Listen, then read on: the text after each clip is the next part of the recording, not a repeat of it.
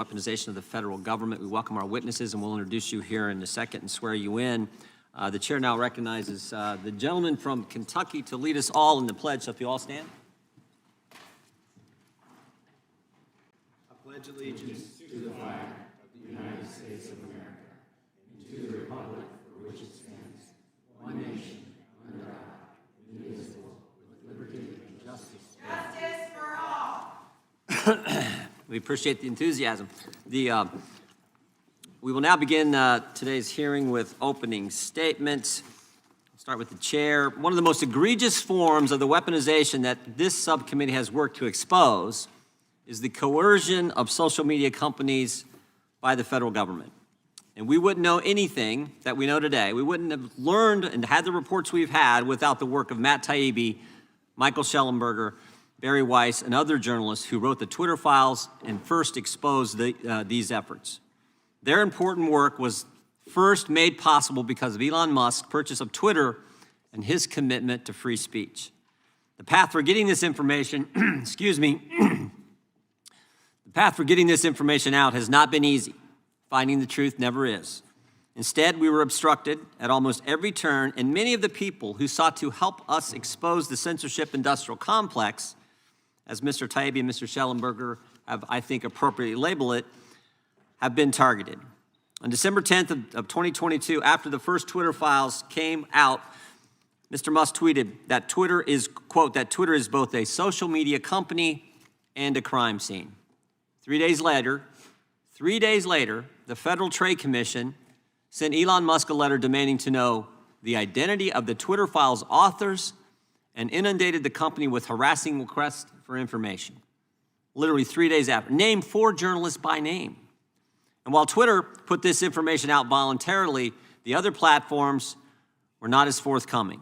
Instead, we had to subpoena them in February of this year, fought with them for months, had to threaten contempt before getting substantive information about government's efforts to censor the American people. And when we first had Mr. Taibbi and Mr. Shellenberger testify back in March, an IRS agent showed up at MattTaibbi's door. I mean, think about this. I've told this story numerous times, and there's not one person I've told this story to, not one group I've spoken to, where I say, while they are testifying, while Mr. Taibbi is testifying in front of the committee about the weaponization of government, the IRS was actually, at that very moment, knocking on his door. There's not one person who thinks that was just chance. That just happened to, it was all a coincidence. Not one person believes. Everyone understands that to be the intimidation from our federal government. Now, the good news is this led to a sweeping investigation of the IRS's home visits, and the best news is the IRS has said they will no longer be making unannounced visits to American citizens' homes. It's interesting, the commissioner actually said, we are doing this to protect for the security of our agents. Baloney, they're doing it because we caught them. And we made an issue of it, and the American people understand that that is wrong. This subcommittee's work has also included putting out reports showing how CISA went from a cybersecurity agency into the disinformation police, and how the FBI coordinated with a compromised Ukrainian intelligence agency, that actually happened, to censor Americans. We were also able to expose how the other platforms were pressured to change their behavior. Documents we obtained from Facebook show that the company felt threatened by the White House directly and changed its behavior for fear of retribution. And just this morning, we released information showing the same thing happened with YouTube. While we have more information forthcoming, it's impossible to get a full accounting of the government's censorship efforts when the government actors involved will not participate with our constitutional duty to do oversight. That's why today we are serving subpoenas to former White House employees Rob Flaherty and Andy Slavitt, who have so far refused to sit for interviews despite being directly implicated in emails between the White House and tech companies. I think we might have brought this out in the previous hearing with some of our witnesses today. But never forget, the third day of the Biden administration, I think it was maybe in like 36 hours into it, Andy Slavitt sends an email from the White House to Twitter saying, take down this tweet ASAP. And of course, the irony was the tweet was from this administration's Democrat primary opponent, Robert F. Kennedy Jr. And there was nothing in the tweet that was false. And yet the White House, day 3, the Biden administration is trying to take that down. So we've sent subpoenas to those 2 individuals and hope that we will have them in front of our committee real soon. I want to thank our witnesses for appearing before us today and helping us to continue our work in exposing government censorship, in exposing what 2 of our witnesses have called, as I said earlier, the censorship industrial complex, this marriage of big government, big tech, and as we found out with some of our work, big academia involved in attacking American citizens' First Amendment liberties. We appreciate you all being here. We will introduce you here in a few minutes, but I now yield to the ranking member for an opening statement. Thank you, Mr. Chairman. First, may I ask unanimous consent that the gentlewoman from Pennsylvania, Ms. Dean, a member of the full committee, be permitted to sit on the dais. She's not going to ask any questions. Without objection. Thank you very much. Good day to everyone. Every day, the American people share with members of Congress, social media friends, family, and anyone who will listen that they live largely in fear for their future. When I scroll through my social media feeds, I see people worried they don't have job opportunities or job security the generation before them had, worried they don't have time, resources, or support to take care of sick parents or disabled relatives, worried they won't be able to afford to buy a home to call their own, worried they will not be able to see their kids, send their children to college, or simply provide for their children in the way they were provided for. I see Americans are concerned. I see parents concerned that schools are becoming unsafe for their children. I see Americans are concerned that rights are being taken away. Americans concerned that their vote might be discounted or may not even be able to cast a vote. In the discussion of the weaponization of the federal government, the majority has acknowledged the fact, in this discussion of the weaponization of government,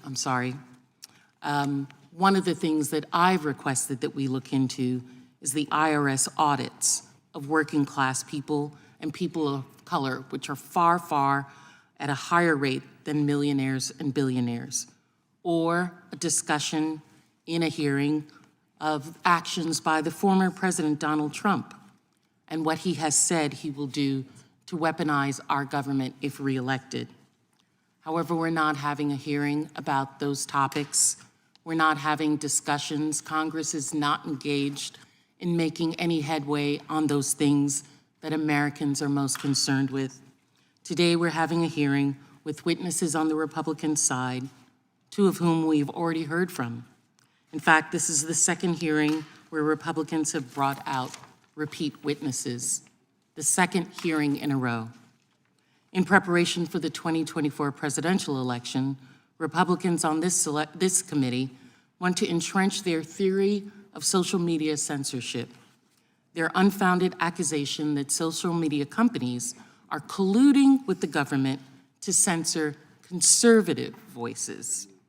There's no evidence of this collusion, and in fact, this committee has heard closed-door testimony from 29 witnesses who have said on the record, government, as well as social media individuals, that the alleged collusion and supposed censorship claimed by the committee Republicans has not taken place. But Republicans won't release that testimony, and they are not being honest with the American people. Because as they ramp up their own misinformation campaign before the 2024 election, they need free rein to elevate hate, to engage in voter suppression online, in addition to their normal in-person voter suppression tactics. This hearing suits political purposes. Republicans are holding the same hearing all over again for one simple reason. They want to distract from the actual threat of the weaponization of government on the American people. That is Donald Trump. In the past few months, Trump has said that he would reinstate the Muslim travel ban. In fact, his exact words were, "When I return to office, the travel ban is coming back even bigger than before and stronger than before." He has vowed to use the Department of Justice to investigate his political enemies. He has said that those who oppose him should be executed for treason. He has called his political opponents cockroaches, vermin, said that immigrants are poisoning American society. He has promised to use the Insurrection Act to mobilize the military against any protesters who speak out against him if he wins re-election. Those do not resonate as plans of a democratic leader. They sound like a dictator. They promise to be one who will silence his enemies and hold on to power at any cost. As the first branch of government, it is our job to be a check on that kind of undemocratic, unstable rhetoric in this republic. Donald Trump's statements are outrageous, and this committee and every member that serves on it should be outraged by them. And every American should be outraged at this committee by not having hearings on that. Many want to shield a man who, as many experts have identified, as spouting rhetoric cribbed from Nazi regime, calling his enemies cockroaches and vermin, saying that those who oppose him are poisoning the blood of America, and even calling for the execution of people who simply speak out against him. For 4 years, this man implemented loyalty tests, called for violence against his opponents, pardoned his friends, tried to illegally keep people out of the country because of their religious beliefs. He shoved children in cages, tried to illegally deploy the United States military to put down peaceful Black Lives Matter protests, and systematically dismantled the civil rights protections afforded to all Americans. And if he comes back, that will just be the start. That is why he has very clearly said what he would do over and over. Beyond loyalty tests, he plans to purge the government of all career officials and national security advisors who questions them. He plans to indict anyone who runs against him. He plans to silence protesters with the use of military force. He plans to make this country his, not the Americans' people. These plans will not just impact those who work in government. His plans are going to undermine the safety of every American when he appoints national security officials because they are loyal to him, not because they understand national security. They're going to impact people in areas that need support if he feels that they didn't vote against him. These plans are going to hurt men and women bravely serving in our military and law enforcement who are going to be forced to choose between carrying out fundamentally illegal unconstitutional orders and losing their job.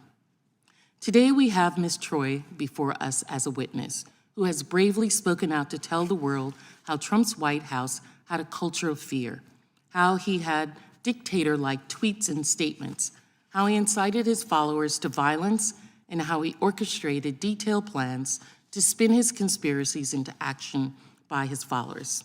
And she can say this with authority because she was there. She is a Republican who was in the Trump administration.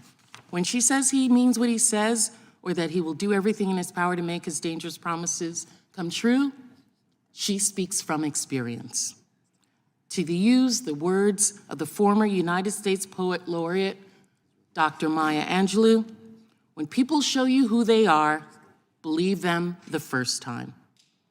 And Ms. Troy, I want to apologize in advance for any attacks made against you today, which I'm sure will come, or afterwards. I want to thank you for your bravery coming forward and testifying today and speaking truth at all times, to be worried more about America than you are about winning. I yield back. Gentlelady yields back without objection. All other opening statements will be included in the record. We will now introduce today's witnesses. Mr. MattTaibbi is a journalist and author. He's one of the authors of the Twitter Files, previously worked for Rolling Stone. He also has written several books about American politics and culture. He won the Izzy Award for Independent Journalism in 2020 and the Dow Prize from the National Journalism Center for his work on the Twitter Files. Appreciate you being here today, Mr. Taibbi. Mr. Michael Schellenberger is also a journalist, author, and one of the authors of the Twitter Files. He has co-founded several nonprofits, including the Breakthrough Institute, Environmental Progress, and the California Peace Coalition. His work often focuses on crime and drug policy, homelessness, and the climate. Mr. Schellenberger has also won the Dow Prize and was named a Hero of the Environment by Time Magazine in 2008. We welcome Mr. Schellenberger as well. Ms. Rupa Subramanya, pretty close, I think. Ms. Subramanya is a journalist for the Free Press. She is based in Canada and has lived or worked in India, the Middle East, Europe, and Asia. Her work has previously appeared in the Wall Street Journal and Foreign Policy, and she has been cited in the Financial Times and the New York Times. And we welcome you as well. Ms. Olivia Troy, who the ranking member just mentioned and talked about, is a former national security official, having served at the Department of Homeland Security, in the intelligence community, and at the Department of Defense. She served as Homeland Security and counterterrorism advisor to Vice President Mike Pence, and we welcome you as well. We will now begin by swearing you in. Would you all please stand, raise your right hand. Do you swear or affirm under penalty of perjury that the testimony you're about to give is true and correct to the best of your knowledge, information, and belief, so help you God? Let the record show that each of the witnesses has answered in the affirmative. You can be seated. Thank you. Please know that your written testimony will be entered into the record in its entirety. Accordingly, we ask that you summarize your testimony in 5 minutes, give or take. We'll be a little lenient, of course. The microphone in front of you has a clock and a series of lights, and you know how this works: red, green, yellow. It gets to yellow, start winding it down. Gets to red, then you got a little extra time, and then we'll stop. But we'll be lenient with that. Let's start with Mr. Schellenberger. Let's start with Mr. Schellenberger. We'll work right down the line. So, Mr. Schellenberger, you're recognized for 5 minutes. Thank you very much, Chairman Jordan, Ranking Member Plaskett, and members of the subcommittee. Thank you for inviting my testimony. 9 months ago, I testified and provided evidence to the subcommittee about the existence of a censorship industrial complex, a network of government agencies, including the Department of Homeland Security, government contractors, and big tech media platforms that conspired to censor ordinary Americans and elected officials alike for holding disfavored views. I regret to inform the subcommittee today that the scope, power, and law-breaking of the censorship industrial complex are even worse than we had realized back in March. 2 days ago, my colleagues and I published the first batch of internal files from the Cyber Threat Intelligence League, which show US and UK military contractors working in 2019 and 2020 to both censor and turn sophisticated psychological operations and disinformation tactics developed abroad against the American people. Many insist that all that we identified in the Twitter files, the Facebook files, and the CTI files were legal activities by social media platforms to take down content that violated the terms of service. Facebook, X, formerly Twitter, and other big tech companies are privately owned, people point out, and free to censor content. And government officials are free to point out wrong information, they argue. But the First Amendment prohibits the government from abridging freedom of speech. The Supreme Court has ruled that the government may not induce, encourage, or promote private persons to accomplish what is constitutionally forbidden to accomplish, and there's now a large body of evidence proving that the government did precisely that. What's more, the whistleblower who delivered the CTIL files to us says that its leader, a quote-unquote former British intelligence analyst, was quote-unquote in the room at the Obama White House in 2017 when she received the instructions to create a counter-disinformation project to, quote, stop a repeat of 2016. The U.S. Department of Homeland Security's Cybersecurity and Information Security Agency, CISA, has been the center of gravity for much of the censorship, with the National Science Foundation financing the development of censorship and disinformation tools, and other federal government agencies playing a supportive role. Emails from CISA's NGO and social media partners show that CISA created the Election Integrity Partnership, EIP, in 2020, which involved the Stanford Internet Observatory and other US government contractors. EIP and its successor, the Virality Project, urged Twitter, Facebook, and other platforms to censor social media posts by ordinary citizens and elected officials alike. EIP reported that they had a 75% response rate from the platforms and that 35% of the URLs that they reported were either removed, labeled, or throttled or soft blocked. In 2020, the Department of Homeland Security, CISA, violated the First Amendment and interfered in the election, while in 2021, CISA and the White House violated the First Amendment and undermined America's response to the COVID pandemic by demanding that Facebook and Twitter censor content that Facebook itself said was, quote unquote, often true, including about vaccine side effects. All of this is profoundly un-American. One's commitment to free speech means nothing if it does not extend to your political enemies. In his essential new book, Liar in a Crowded Theater, Jeff Kosef, a law professor at the United States Naval Academy, shows that the widespread view that the government can censor false speech and/or speech that quote-unquote causes harm is mostly wrong. The Supreme Court has allowed very few constraints on speech. For example, the test of incitement to violence remains its immediacy. I encourage Congress to defund and dismantle the government organizations involved in censorship. That includes phasing out all funding for the National Science Foundation's Track F, Trust and Authenticity in Communication Systems, and its Secure and Trustworthy Cyberspace track. I would also encourage Congress to abolish CISA in DHS.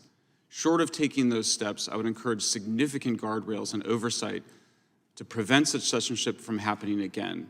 In particular, it's very easy to see the line in CISA. They say they're covering physical security, cybersecurity, but they added a third one, cognitive security, which is basically attempting to control the information environment and how people think about the world, including the stories that they tell.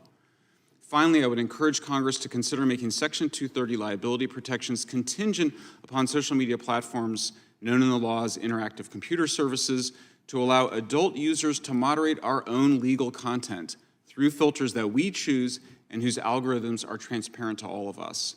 I would encourage Congress to prohibit government officials from asking the platforms to remove content, which the Supreme Court may or may not rule unconstitutional next year when it decides on the Missouri v. Biden case. Should the court somehow decide that the government requests for censorship are constitutional, then I would urge Congress to require such requests to be reported publicly, instantaneously, so that such censorship demands occur in plain sight. Thank you very much for hearing my testimony. Thank you, Mr. Schelmer. Mr. Taibbi, you're recognized for 5 minutes. Thank you very much. Make sure you got the mic on there. Thank you, Chairman Jordan. Hit the mic there if you could. Just hit the button there. There we go. Right, sorry about that. Thank you, Chairman Jordan, Ranking Member Plaskett, and members of the committee for giving us the opportunity to speak today. Exactly 1 year ago today, I had my first look at the documents that came to be known as the Twitter files. We've learned a lot since then. When Michael and I testified before the good people of this committee in March, we both talked about how this isn't a partisan issue at all, despite the fact that it's been repeatedly described as a right-wing conspiracy theory or a right-wing fantasy. We found evidence of suppression of movements on both sides, including leftist movements like the Yellow Vests, parties like the Green Party, organizations like Consortium Magazine. Just this week, Michael and I reported on the group that he talked about, the CTI League, and in those documents we found evidence of monitoring groups like the Democratic Socialists of America, hashtags like Healthcare for All. The nature of censorship programs is that they tend to expand in all directions, and these programs already have. As someone who voted for Democrats his whole life and who got his ideas about speech issues from people like Senator Frank Church, Paul Wellstone, and Dennis Kucinich, I believe also that there's a less obvious but more important reason that people across the spectrum should care about this issue. And the former executive director of the ACLU, Ira Glasser, once explained to a group of students why he didn't support hate speech codes on campuses. The problem, he said, wasn't the speech. The problem was, quote, who gets to decide what's hateful? Who gets to decide what to ban? Because, quote, most of the time, it ain't you. The story that came out in the Twitter files, and for which more evidence surfaced in both the Missouri v. Biden lawsuit and this committee's Facebook files releases and in the CTI League documents, they all speak directly to Ira Glasser's concerns. There's been a dramatic shift in attitudes about speech in this country, and many politicians now clearly believe the bulk of Americans can't be trusted to digest information on their own. This mindset imagines that if we see one clip from RT, we'll stop being patriots, that once exposed to hate speech, we'll become bigots ourselves automatically, that if we read even one Donald Trump tweet, we'll become insurrectionists. Having come to this conclusion, The government agencies like the DHS and the FBI and the quasi-private agencies who do anti-disinformation work have taken upon themselves the paternalistic responsibility to sort out for us what is and is not safe. While they see great danger in allowing others to read controversial material, it's taken for granted that they themselves will be immune to the dangers of speech. This leads to the one inescapable question about these new anti-disinformation programs that is never discussed but needs to be. Who does this work? Stanford's Election Integrity Project helpfully made a graphic showing the quote-unquote external stakeholders involved in their content review operation. It showed 4 columns: government, civil society, platforms, and media. There's one group that's conspicuously absent from that list: people, ordinary people. Whether America continues the informal sub-rosa censorship system we've seen in the Twitter files or the Facebook files, or whether it formally adopts something like Europe's draconian New Digital Services Act, it's already abundantly clear who won't be involved in this kind of work. There'll be no dock workers doing content flagging, no poor people from inner city neighborhoods, no single moms pulling multiple waitressing jobs, no immigrant store owners or Uber drivers. These programs will always feature a tiny, rarefied sliver of affluent professional class Americans censoring a huge and ever-expanding pool of everyone else.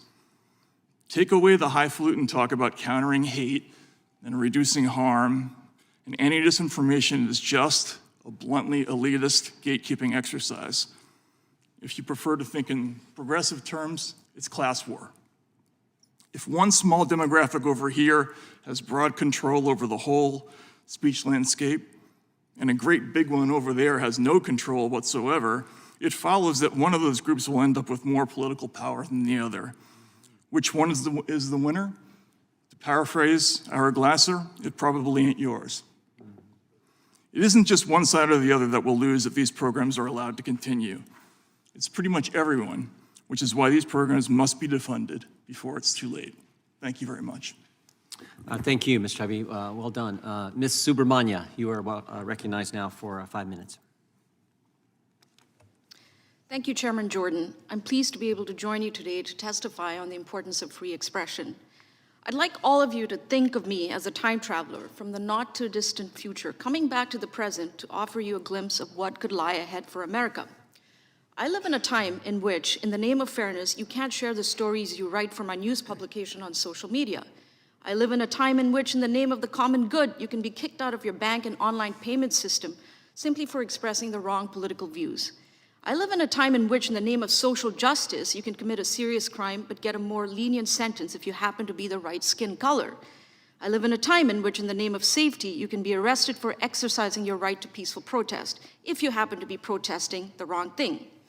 Of course, I'm not a real time traveler, I just live in Canada.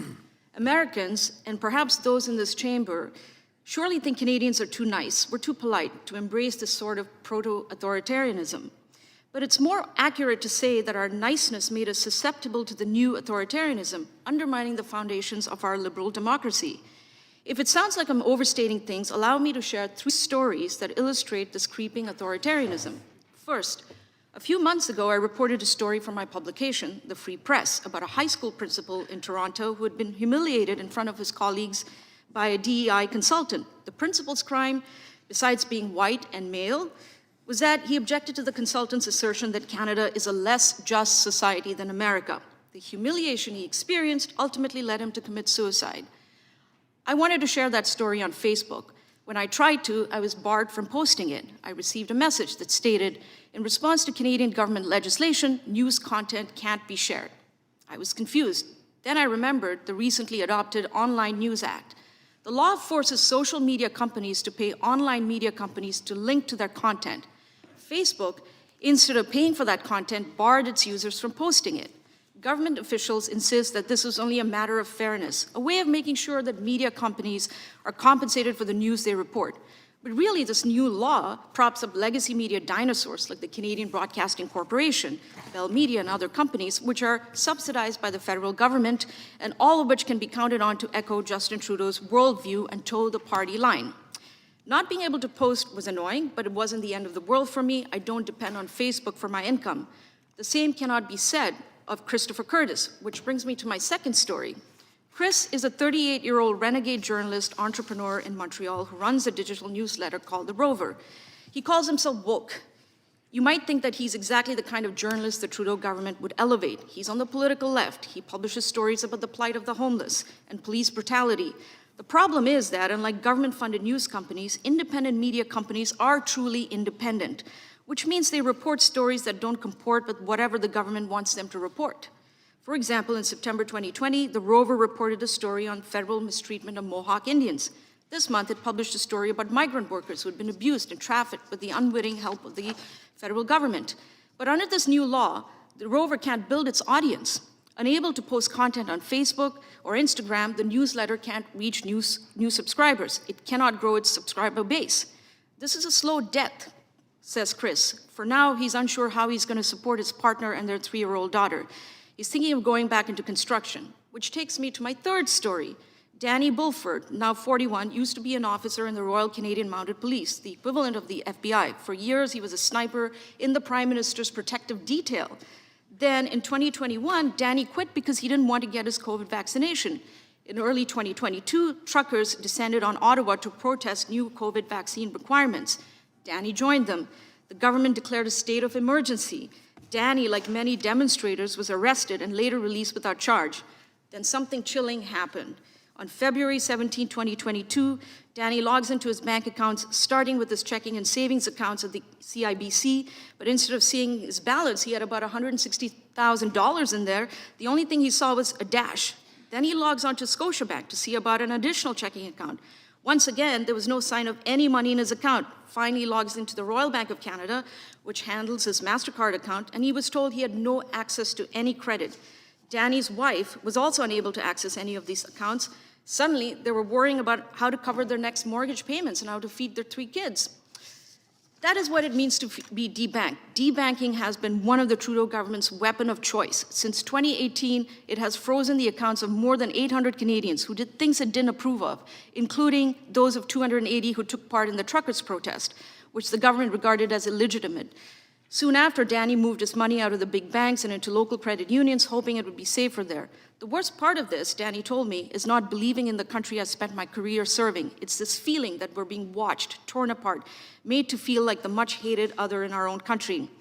Canada was once a bastion of free expression, but now not so much. Consider that at the same time the government and its corporate allies are curbing the free expression of truckers and journalists, the government is defending the rights of pro-Palestinian demonstrators, many of whom traffic in what can only be called anti-Semitism. Think about that. Vaccine skepticism, not okay. Peddling medieval blood libel legends about Jews, okay. I'm all for protecting free speech. I'm from the free press. I just want that protection applied fairly. I also want to be clear, these are just a handful of hundreds of stories I could have picked. What is happening in Canada is a gradual suffocation of free expression. It is draped in a cloak of niceness, inclusivity, and justice, but it is regressive, authoritarian, and illiberal. I came here today not simply to warn you about what lies ahead, but to plead with you to do something about it. Now is not the time to be polite. Now is the time to defend loudly the liberties and rights that have given us the greatest freedoms in human history. Across the world right now, governments, in the name of the good, are considering or adopting measures like we have in Canada. Look at Dublin. They're about to enact a draconian hate crime bill that poses a dire threat to free speech. In Paris, President Emmanuel Macron has called for censoring online speech. This is to say nothing of Russia, China, and Iran. America is so exceptional, indispensable, really. Please do not succumb to the same illiberalism, authoritarianism. Please keep fighting for what you know is right. Canada is watching. The world is watching. Thank you. Well said, thank you. Very well said. Ms. Troy, you're recognized for 5 minutes, and we'll give you a little extra if you need it. Chairman Jordan, Ranking Member Plaskett, and members of the committee, thank you for the opportunity to testify today. The threat of weaponization of the federal government is a serious topic that requires sober analysis. Unfortunately, what we see here today, and what we have seen from this committee over the past year, is instead a politically motivated fantasy detached from reality. Members of this committee and their witnesses make grand and vague accusations about government censorship, but those foggy allegations are refuted by the facts that private social media companies moderating content on their own private platforms is not government censorship. It is those private companies exercising their own First Amendment rights to rid their platforms of misinformation. In my experience as a national security official, the federal government strictly adhered to the First Amendment by advising and assisting social media platforms in combating misinformation, while the ultimate decision about what action, if any, to take rested solely with the platforms themselves. I know what real weaponization of the federal government looks like because I've seen it with my own eyes.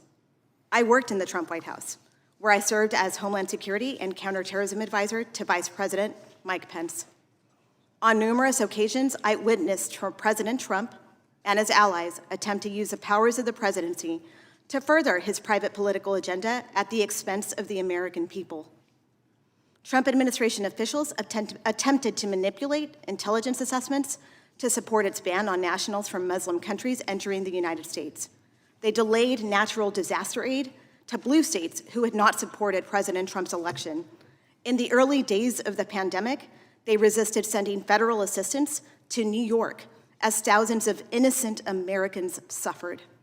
Instead of continuing to spread conspiracy theories about government censorship, this committee should instead focus on the very real and very dangerous threat posed by the leading Republican candidate openly threatening to use every lever of presidential power against his political opponents if he returns to the White House. Former President Trump has promised, quote, retribution against those who have wronged and betrayed him and his political movement. He has pledged to, quote, root out the radical left thugs that live like vermin within the confines of our country. Trump has called the press the enemy of the people and has vowed to, quote, come down hard on MSNBC and make them pay, quote, for its critical coverage of him. He has promised to, quote, arrest his political opponents, saying he would have no choice, lock them up. He has said that his own chairman of the Joint Chiefs of Staff committed treason, and that, quote, in times gone by, the punishment would have been death. Most ominously, he has called for the termination of all rules, regulations, and articles, even those found in the Constitution, his words. As a lifelong Republican, I have dedicated my entire career to protecting Americans from terrorist attacks, regardless of their partisan affiliation. Former President Trump's menacing promise to wield the powers of government as a weapon against his political adversaries poses a grave threat to the rule of law in the United States of America.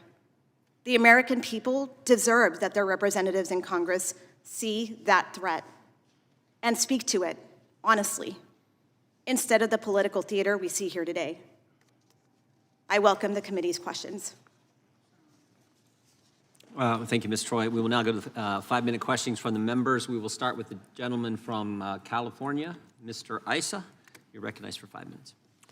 Thank you, and I want to note the appearance of President Trump by the ranking member and by one witness. Today is not about President Trump. The actions that occurred during his administration are available for everyone to look at. Our witnesses today are asking and answering effectively questions about the effects of suppression of free speech. And as a father of a Canadian daughter-in-law, I want to thank you for making people understand that that well-liked, nice country to our north can also make the kinds of mistakes that we seem to be making. So one of the questions that I have is, two of you have been here before, and I think it's important to ask. You mentioned some of the current activities as you continue to monitor it, and you particularly mentioned the protest and the activities related to Israel's attempt to get back its hostages. Can you elaborate on some of the specifics that you think you see here in the way of either suppression or amplification?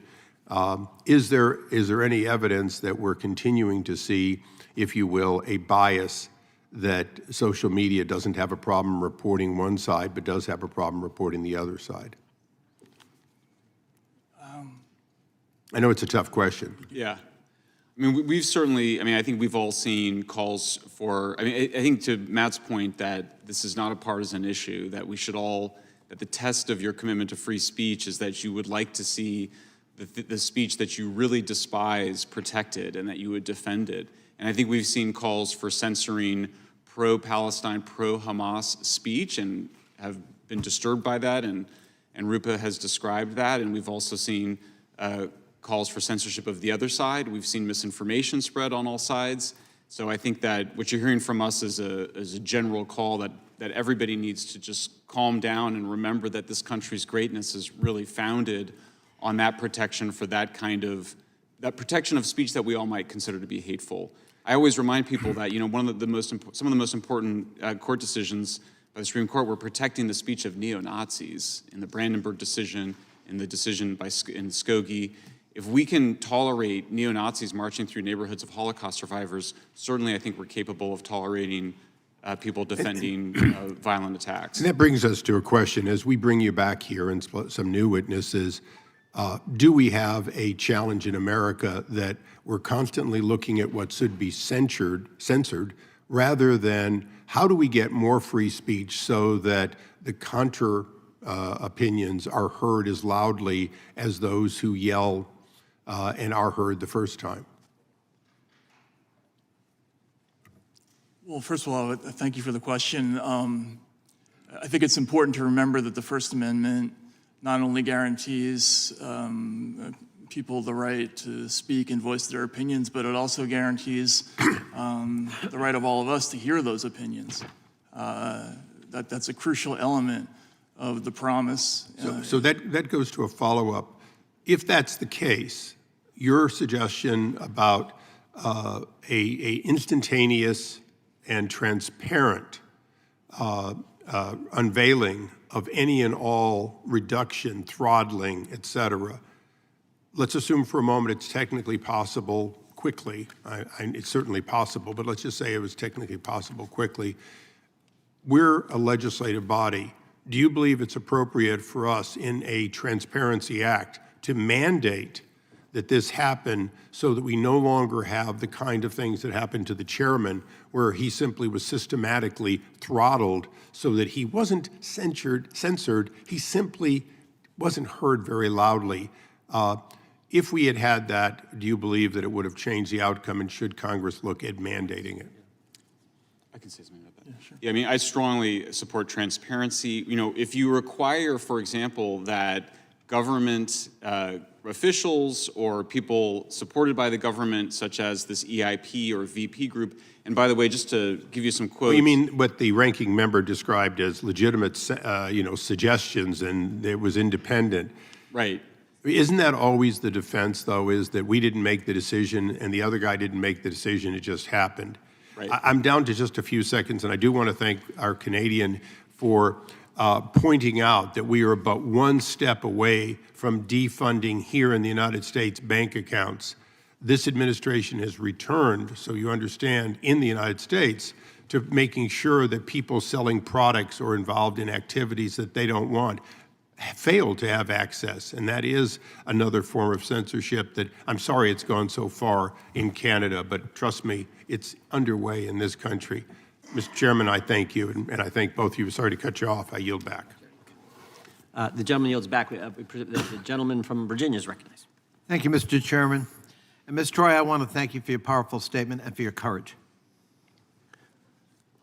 And I understand why my friend from California wants to tell us that this hearing isn't about Donald Trump, because that's too difficult a topic.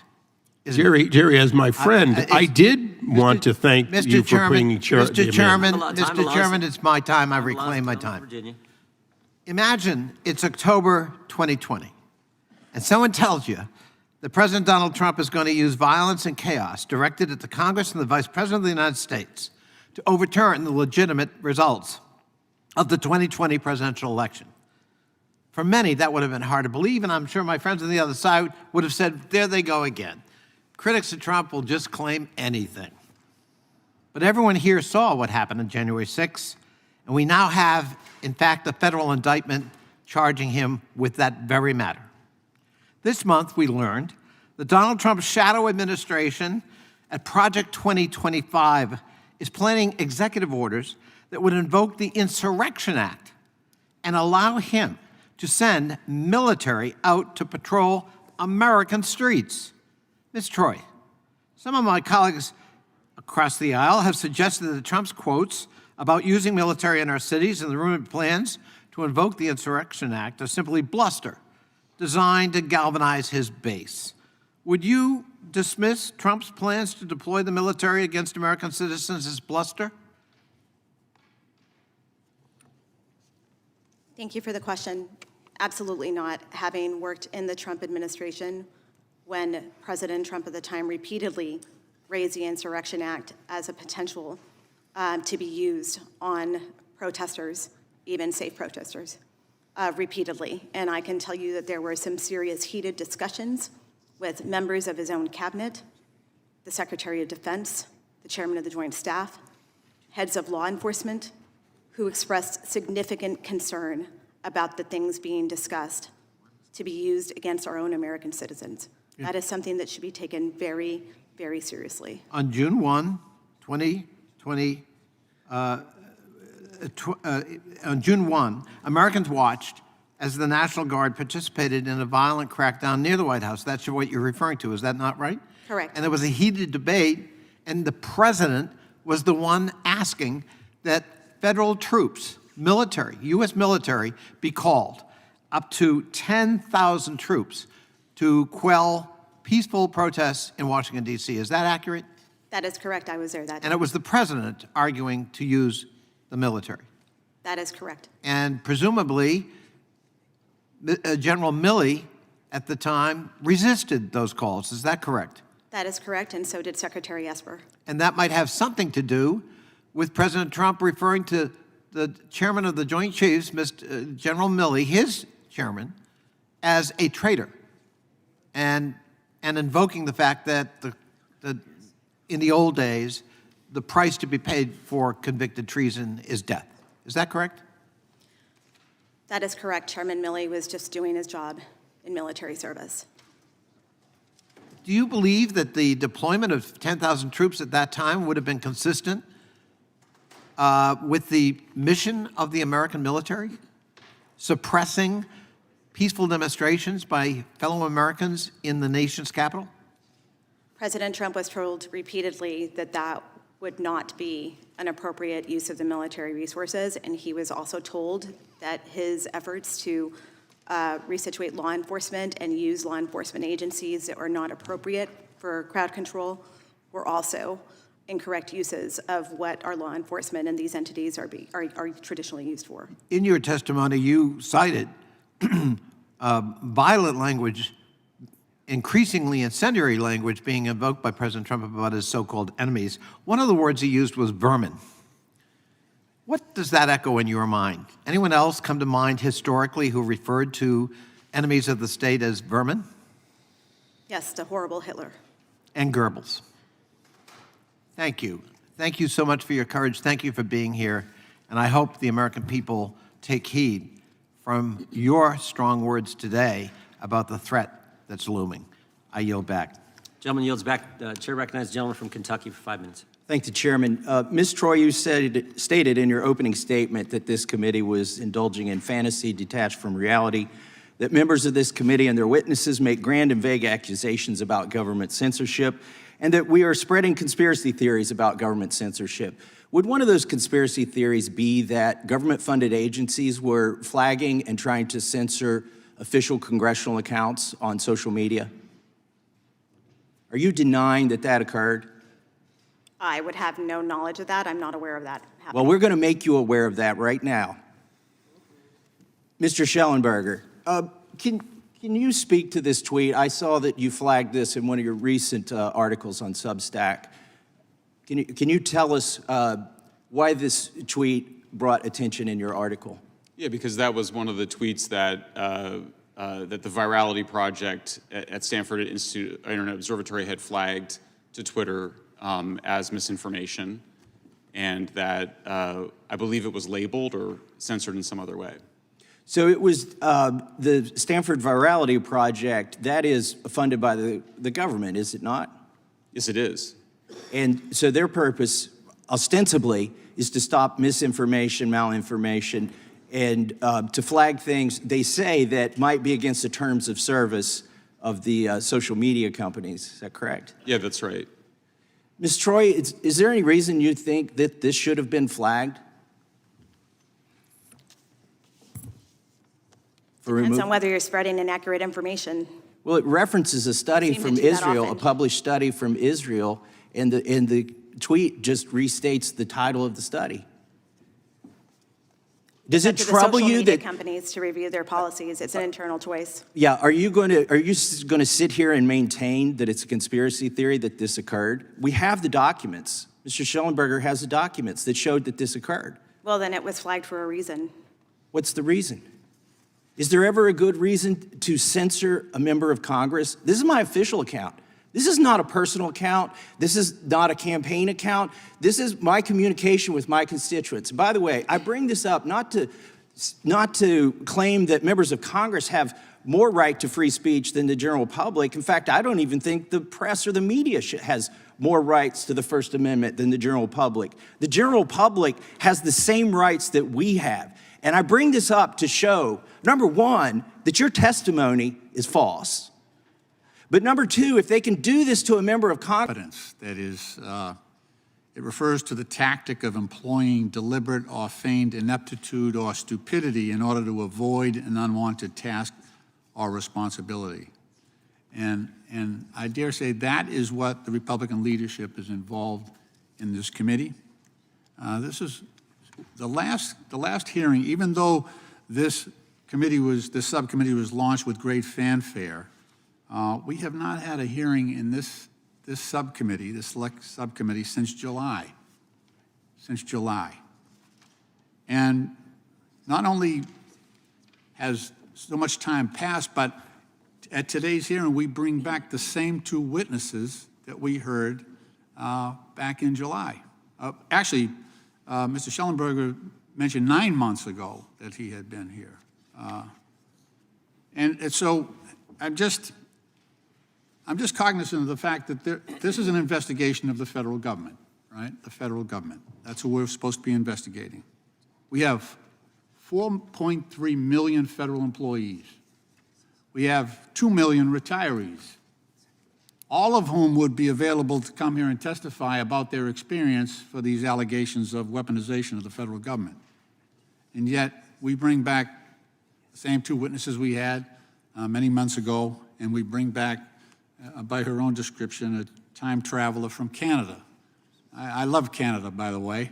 And if this was a hearing on the Canadian government, I would have Canadians lined up out in the hallway, ready to testify.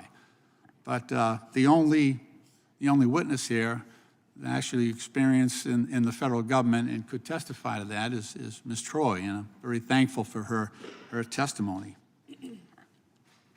You know, I'm old enough to remember Republicans who knew what they were doing, and I miss them. I miss them. I'm old enough to remember a Republican president who stood up to Russian dictators, not suck up to Russian dictators. American presidents, Republicans, who told Mr. Gorbachev, take down this wall, stood up for democracy, defended our democratic allies in Europe, didn't look for excuses that, well, the money's not in the budget, so we can't defend Europe. And that's what I see here today. Ms. Troy, the effect of incompetence in government at extreme levels, is that not itself a threat to national security? Yes, it absolutely is. So in our government, we recently spent 22 days without a Speaker of the House due to infighting, and we went through multiple candidates. It was like an episode of one of those reality shows. We had another candidate, And the only reason the recent speaker got elected is because he had the distinct quality that no one really knew him. And so he was chosen as our next speaker. And the litmus test was whether or not the next speaker was subservient enough and adherent enough to the former president who runs the Republican Party out of Mar-a-Lago. But that's not all.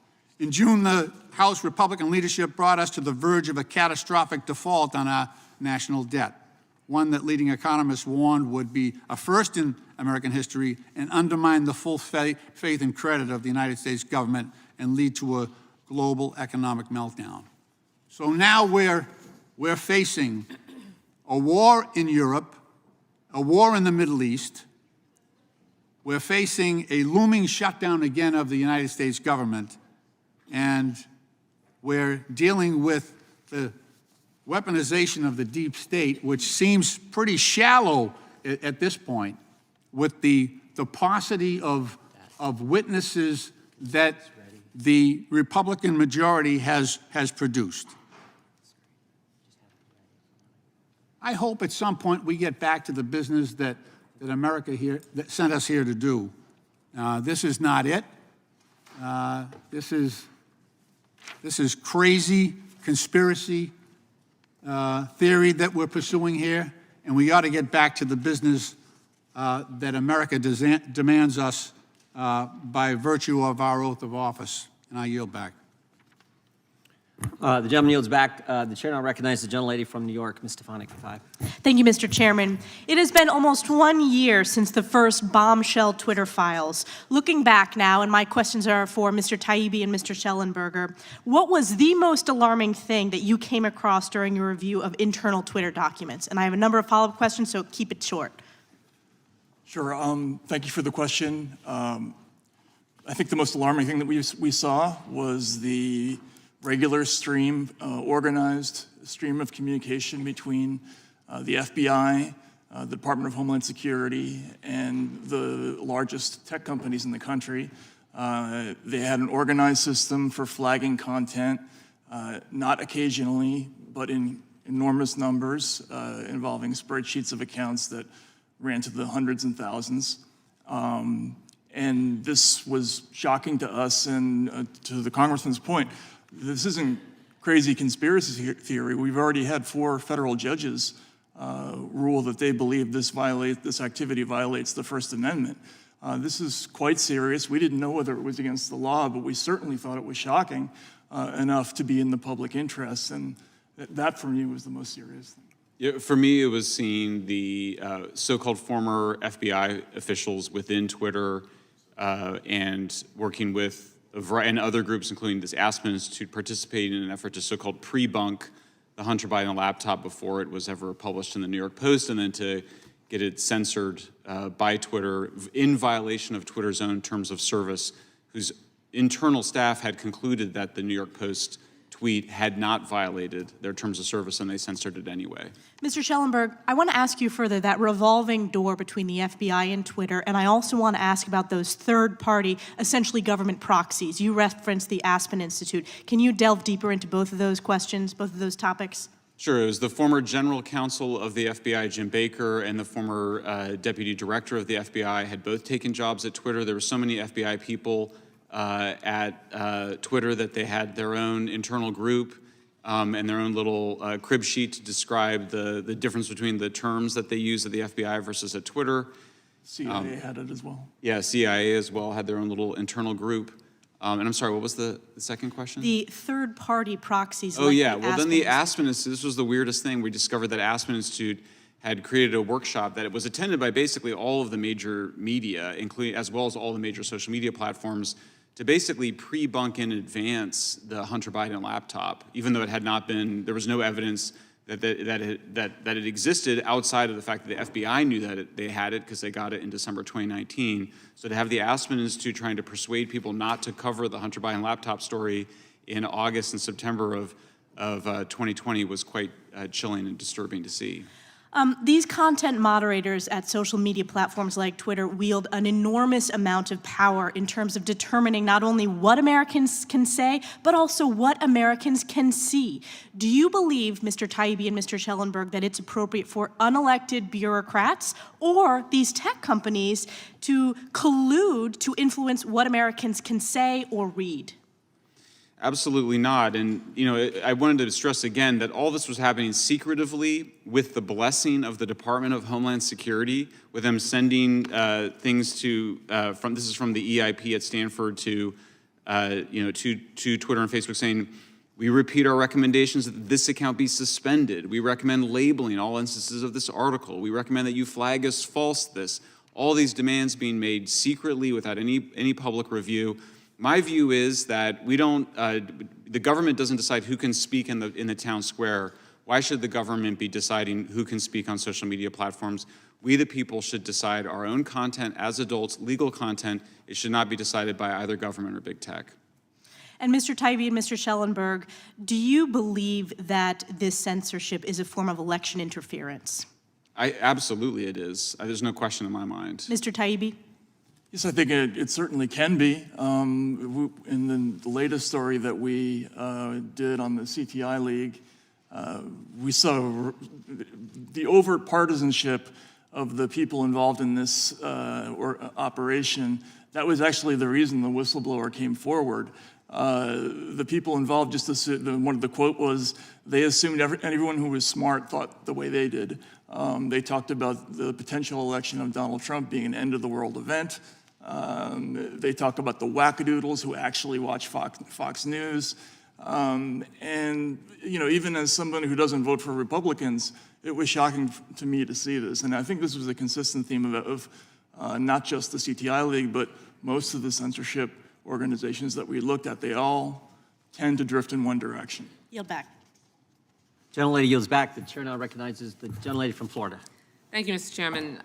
All of us here today have heard the stories of the depths of human depravity from the Hamas attack, resulting in unthinkable brutality, including the mass murder of innocent Jews and civilians on October 7th. Witnessing such barbarity steals part of your humanity, and it demonstrates how hatred can drive humans to do unspeakable things to one another. And nowhere is hatred more evident than on social media. Since the October 7th attack, anti-Semitic and anti-Muslim hate speech has exploded online. In just 1 month after the attack, the hashtag Hitler was right appeared in over 46,000 posts. But the rhetoric isn't limited to hate speech and death threats. Jewish conspiracy theories and disinformation continually find safe harbor on social media platforms. Even the racist and anti-Semitic Great Replacement theory was recently amplified on Twitter/X by none other than its owner, Elon Musk, and the right-wing darling, Tucker Carlson. Terrorists use the platforms to terrorize target populations, and Hamas even used the personal accounts of hostages and victims to live stream their brutality to incite further violence. Mr. Taibbi, yes or no, should social media companies allow rape and murder to be live streamed by terrorists on their platforms in order to create fear and incite violence? I believe that would violate their terms of service, would it not? So your answer is no, they should not be allowed to do that? Live stream rape and murder? No, Right. I think that would count as speech that would be prohibited under their terms of service. Good. You do have absolutist policies, but I do not have absolute. I do not have. Please don't interrupt me. You have absolute. I've asked your question. You answered it. You do have absolutist policies. At least they have some limits. But I think a Homeland Security official.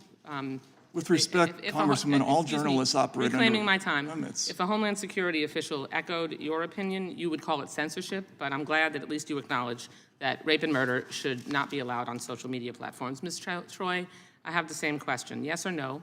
Should social media companies take down brutal images of rape and murder live streamed by Hamas or similar groups like ISIS? I agree with Mr. No, Ms. Troy. Oh, Ms. Troy. Ms. Troy. You were looking at me, sorry. Sorry. Yeah, I believe they should follow their internal policies, and they should absolutely not leave content up like that. And I can tell you, as someone who worked on the Christchurch shooting, where that terrorist live streamed the attack, which was horrifying, horrific, we did have conversations. We had official meetings with social media as an international community to discuss terrorist use of the internet and this violent rhetoric on there and what it would lead to more potential violence. These conversations were done in conjunction with social media companies, and it was up to them on their policies to make their decision on whether that met the threshold. And that's exactly the point. Can you talk about, during your time at the Trump White House, did you experience situations where information shared on social media presented a national security concern? Yes, there were multiple times. I will also reference what happened at the El Paso Walmart shooting, where there was reference to the Great Replacement. That manifesto was posted on social media. That social media platform did not cooperate, that did not remove it, and I want to remind people that my aunt was in that Walmart when that shooting happened. And shifting gears, I want to ask about actual weaponization of the federal government, not the bogus red herrings that my Republican colleagues want to chase today, as you referenced in your opening statement. In your time on Trump's National Security Council, how were NSC staffers treated if they pushed back on so-called deep state narratives? Well, a lot of the time they were fired. And given what you saw on Trump's fresh threats to literally weaponize the government to attack his critics, what would a potential second term look like? I think that you would see many experts across U.S. government and the Intelligence Committee purged. There is currently a plan, Project 2025, that talks about exactly that. And I think that you would see a lot of the expertise be replaced by loyalists. And as a result of that, you would see a lot of damage to programs across the U.S. government that I want to remind people that all Americans utilize and need. There would be loyalists in charge of disaster relief aid, like I've mentioned, who would be making those decisions. Thank you. So making sure that we have social media companies that are able to communicate with the federal government to ensure that we protect people's lives and national security interests is critical.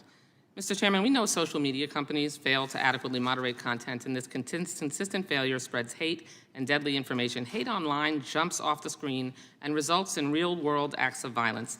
Instead of focusing on real-world dangers, Republicans pillory public officials and academics who call out the companies who profit from the harm that they help cause. Then somehow they twist it into a narrative where conservatives are the victims, even as Trump revives Nixon's enemies list right in front of our eyes. It's time for Republicans to stop gaslighting Americans. And I yield back the balance of my time. Mr. Chairman, I have a unanimous consent motion. Gentleman's recognized. I'd ask unanimous consent to introduce a November 21, 2023 letter to Linda Yaccarino, CEO of X, and Elon Musk, owner of X, that was signed by 25 members of Congress expressing grave concern surrounding X's failure to abide by its own policies governing the promotion of misinformation and hateful, violent, and terroristic propaganda videos, and for using those videos for profit. Without objection. Mr. Chairman, I have unanimous consent. Gentleman, Kentucky's recognized. Ask unanimous consent to submit for the record an article entitled CTIL Files Number 1, U.S. and U.K. military contractors created sweeping plan for global censorship in 2018. New documents show by Michael Schellenberger, Alex Gutentag, and MattTaibbi, November 28, 2023. Yeah, without objection. The chair now recognizes the gentleman from Florida for 5 minutes. Thank you, Mr. Chairman. It's just absolutely fascinating to me how the folks on the left side of this dais are calling these things conspiracy theories when just through the Missouri v. Biden case, there is a treasure trove of actual evidence in a court proceeding, witness testimony, factual evidence that shows that all of this has been happening under the Biden administration and that there is true censorship from this White House into the American people. Mr. Schellenberger, I want to start with you.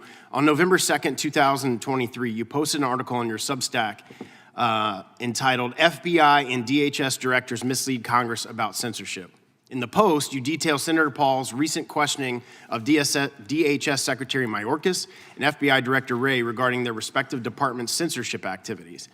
Notably, Secretary Mayorkas and Director Wray both testified that their agency personnel complied with the law and did not violate First Amendment rights by targeting constitutionally protected speech on social media platforms. Given what we have learned in recent months from the Missouri v. Biden case and your investigative reporting shining the light on the Cyber Threat Intelligence League, is it fair to say that Secretary Mayorkas and Director Wray lied to Congress when they told Senator Paul that their agency personnel did not target constitutionally protected speech?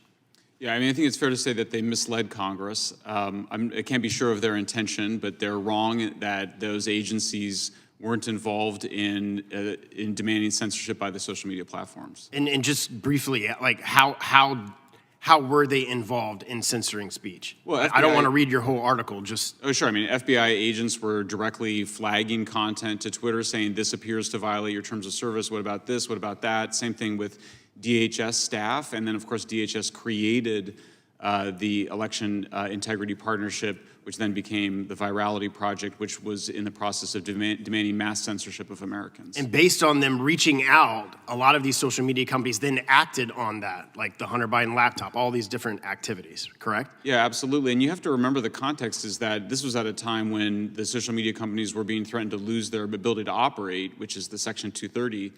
One of the most dramatic instances, which is in the Facebook files, is where the White House is demanding that Facebook censor content that they think could lead to people becoming hesitant to take the vaccine.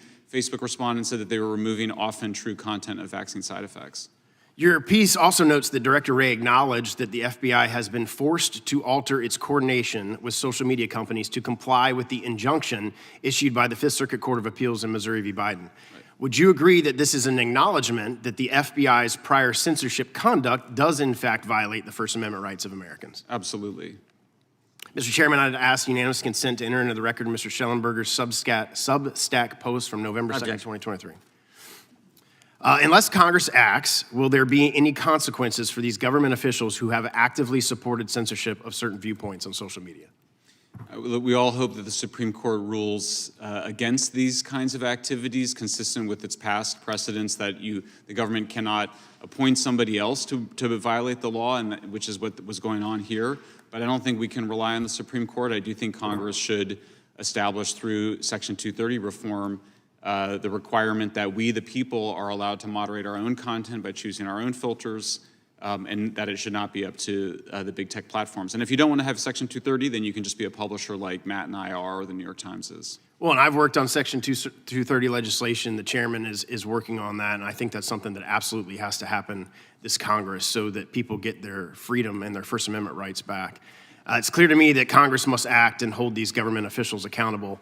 The censorship industrial complex, as you put it and Mr. Taibbi have dubbed it, is an existential threat to our First Amendment freedoms. Unless we come together to impose transparency and accountability measures to prevent the government from engaging in such behavior, this activity will unfortunately continue.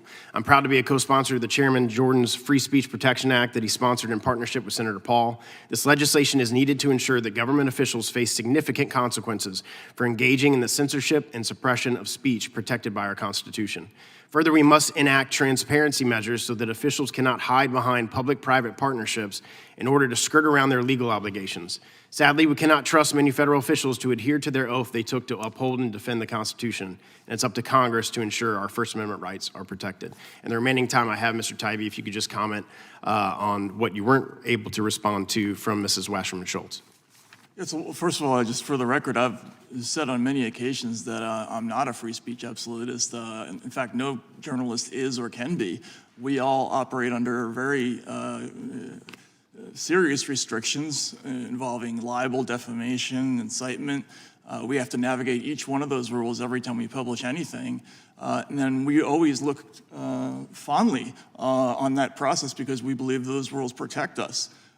So we're not free speech absolutists. We're just not in favor of government censorship. That's the issue here. There's a profound difference between litigating something like libel or defamation and having an unelected, unaccountable, unseen committee remove your content without any due process. That's what we're talking about. I yield back. Thank you for being here. Time the gentleman expired. Gentleman yields back. Gentlelady from Texas is recognized. Thank you, Mr. Chairman, and thank you to all the witnesses for being here. And Mr. I just want to start with saying congratulations. I know today is your anniversary. What a way to kick off your 10th year anniversary. And let me just say that as a fellow Texan, I certainly recognize and respect and admire the courage that you have shown in appearing here today and also making other statements and speaking up about some of the issues that we will talk about today. Before coming to Congress many years ago, I was a judge in Houston, in Texas. I oversaw courtrooms as the presiding judge, So I understand well the need for privacy to make the justice system work. Everyone here has heard of witness protection. We know the bad guys want to scare and intimidate the opposition. You've talked about a bad guy today, and I think you've said that in one interview that I saw you did that former President Trump never saw a line he wouldn't cross. You also said that he was about bullying, retribution, attacking, humiliating, badgering any opposition. So we all understand the importance of safeguarding sensitive information, and that's why I'm appalled at the number of people that are being doxxed. For those who don't know what doxxed mean, it simply means that someone takes sensitive personal identifying information from court cases or private documents, and they blast it out to the world without the person's permission. This harmful practice often targets people who are outspoken politically, and the information is being published by political opponents, like biased news outlets with slanted views or individual bad actors hiding safety behind their own anonymous keyboards. Ms. Troy, have you ever been targeted by trolls on the internet? And if so, are you willing to share how that experience has impacted you and your family? Yes, I am the subject of trolling consistently, and it has been intimidating at times. At times, my family has had to leave our home, and it has been stressful and unnerving. I am very much in touch with law enforcement locally at times when these incidents had happened, and I have personally actually been doxxed by a member of President Trump's cabinet, an acting member of his cabinet, when he filed a lawsuit against me, and instead of redacting my home address, he published it, and Breitbart circulated it. It was circulated on social media.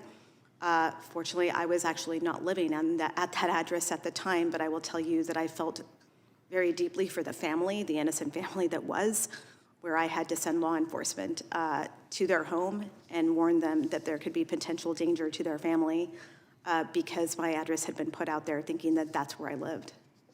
So has there been other personal information or sensitive information about you that has been put out there, either about you, your husband, or any member of your family? Certainly, information about my family has been published, information about, believe it or not, my pets. I am a dog lover. I love Ringo and Stevie. They're my two woodles. I love them more than anything. They're like our kids. My husband knows this. Certainly the pictures of them so at times have been returned to me with their heads beheaded. I don't know how you can actually do that to just an innocent animal. But these are the kinds of things that I know myself and other colleagues have been on the receiving end of. So you've been targeted mostly online, this bullying harassment, or have you also been harassed or We've had heckled people, or anything in your home or when you're shopping? I've certainly had the harassment out in public. I've certainly had people sort of troll and case our house. We have a lot of security. I will tell you that I have turned on social media monitoring for this hearing because I know how this goes when scenarios like this happen, and I know it's happened to others who have testified in situations. I know that it happened to colleagues of mine during the first Trump impeachment on Ukraine. I lived that firsthand internally in the White House. I know what they were subjected to. So this has a chilling effect on free speech, and more importantly, it makes people hesitate to speak up and come and testify and tell us what they know and what they witnessed. I can guarantee you I've had so many conversations with people in national security, former members of Trump's own cabinet who do not want to speak out publicly, even though they have the same concerns that I do. And I think that there would be plenty of people in government service who could sit here and refute some of the claims and attacks against them. But it comes at great personal cost. It comes at great cost to your finances. It comes at great cost to your safety, to your families. We've seen Republican members of Congress that I had deep respect for not run for office again because they wanted to protect their families, given what we've seen and the trends that have happened. That has been a great disappointment to someone like me who looked up to these people. Right, they'll just become targets and face retribution and attacks in social media. So I understand it. I know for me, even, We did a weaponization hearing in the morning, and by the end of the day, I had a death threat. I, in fact, talked about it with the federal courts in New Mexico yesterday. So it happens. You don't have free speech. The attacks are there. So thank you for coming. Mr. Chairman, I think is my time up? Yes, it is. I would like to enter this. You'd like to keep going? No, I'd like to enter it for the record. We would all like to do that. No, I would like to ask for unanimous consent to enter into the record an article in the U.S. Supreme Court temporarily blocks ordering Missouri social media lawsuit. Without objection. Ask for unanimous consent. Thank you.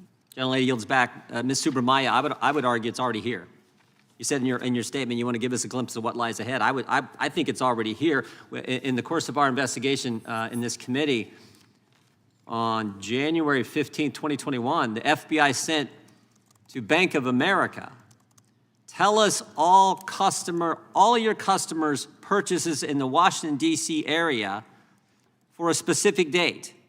Customers transacting debit card or credit card Washington, D.C. purchases on specific dates in this town. Anyone, whether you're here for the rally, whether you're here for any kind of protest, if you're just in visiting your mom. And they further said, and they capitalize any historic purchase going back 6 months for any weapons or weapons-related vendor purchases. That is frightening stuff, because you gave the example, I think Danny Bolford, you gave the example. I think it's already here. Absolutely. In fact, I'm working on issues related to that here in the U.S. There are people who have been debanked in America. They generally tend to be on the conservative side. I've interviewed pastors, missionaries who do good work overseas. They've been debanked with no explanation. The reasons are very vague, that your risk profile doesn't match what we're comfortable with. And so these are people who've been debanked for doing good work, and they generally tend to be on one side of the political spectrum. But by the way, I think in your testimony you said this guy, Mr. Bolford, was former Royal Canadian Mounted Police, was not charged with anything, wasn't being held, was released, and that's when the debanking took place. Is that accurate? Yes, roughly. They were all happening around the same time. But he wasn't charged with anything, and yet he couldn't get access to his account. So the Trudeau government invoked the Emergencies Act. It's only been invoked twice during the two world wars. And one of the outcomes of the Emergency Act was to go after people who were peacefully protesting against the COVID-19 vaccine requirements. And if you donated to the cause, you found yourself debanked. And this is what ended up happening with 280 people. Mr. Taibbi, is there a realignment happening? I mean, I look at today's panel. The Democrats invited an individual who worked in a Republican administration, and Republicans invite two former Democrats, award-winning journalists. One was the hero of the environment as recognized by Time magazine. The other one worked for Rolling Stone. And we invite a foreigner to come tell us, hey, don't let this stuff happen here. If America goes this way, the whole world's in even bigger trouble. I mean, it seems to me there's a realignment happening, and I think I've invited more Democrat witnesses to testify in front of this committee than the Democrats have, because the focus is on the First Amendment. And I don't care whether you're Republican, Democrat, Independent, Conservative, Progressive. What I care about is the ability to speak, and to speak in a political fashion and not have the government come after you for doing so.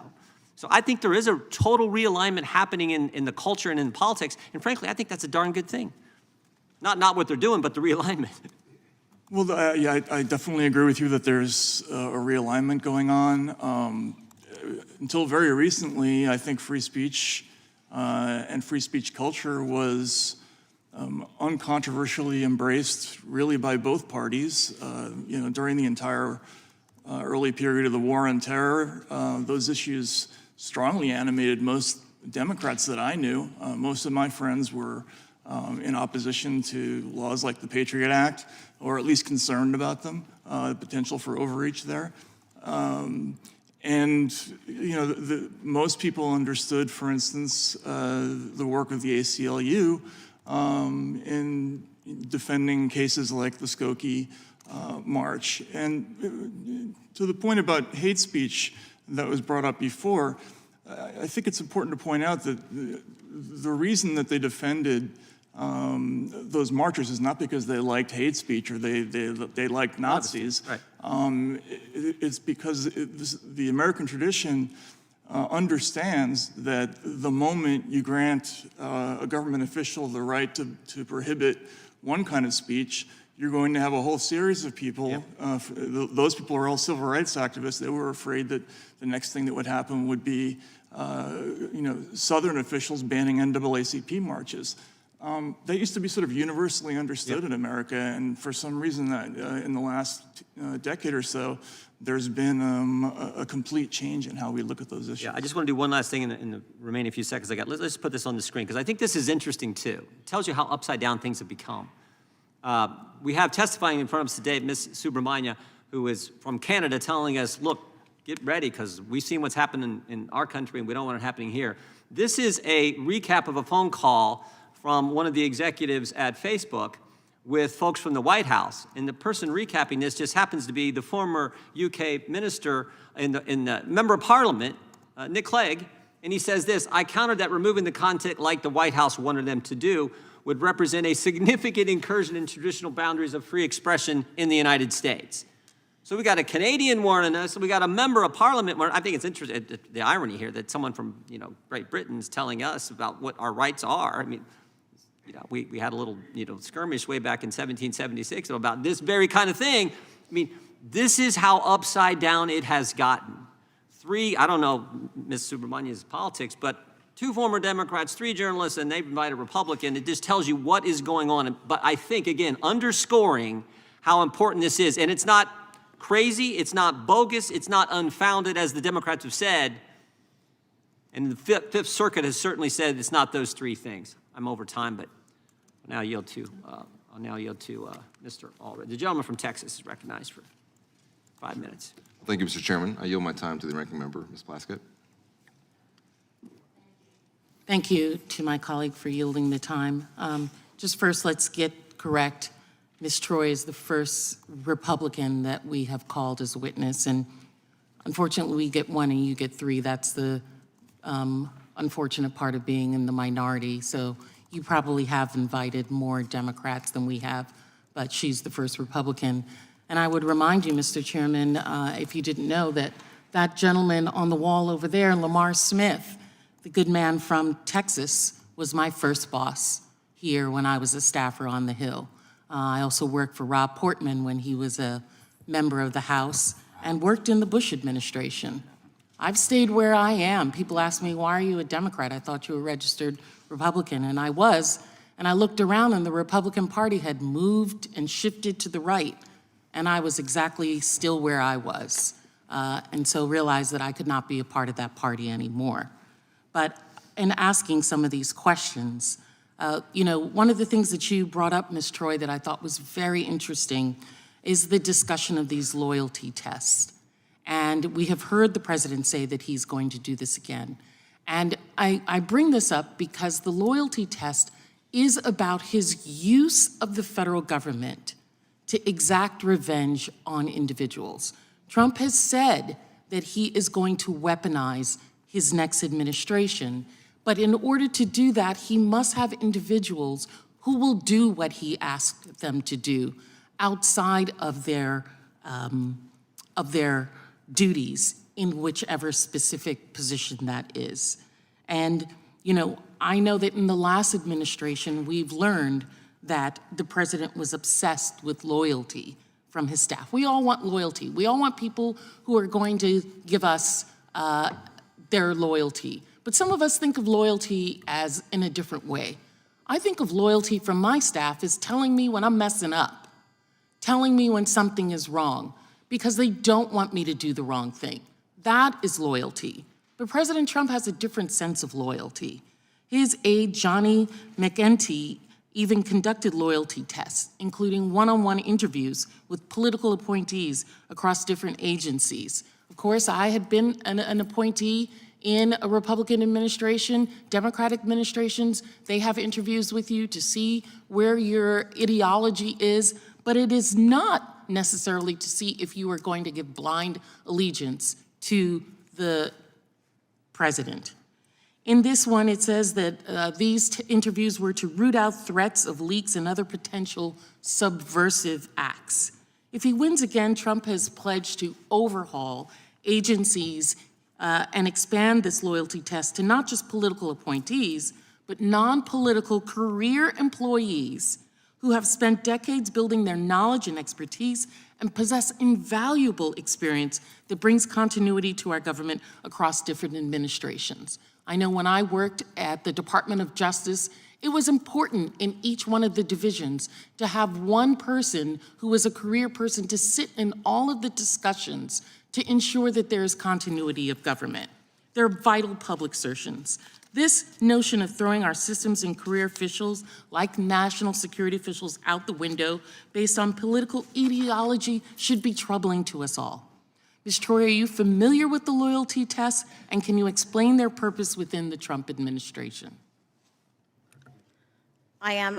I'm very familiar with the loyalty test. It certainly was being enacted towards the end of the Trump administration, where they were staffing people who I would say did not have the credentials traditionally into very senior roles in the National Security Council. For example, in the Directorate of Resilience, which I mentioned in my opening remarks where I said that it could impact disaster relief aid. I want to be very clear about that on how dangerous it is, because this person was potentially going to be in charge that had no background in it, did not understand how the interagency works on this, did not understand FEMA, did not understand HUD, did not understand what it takes to push this through the process.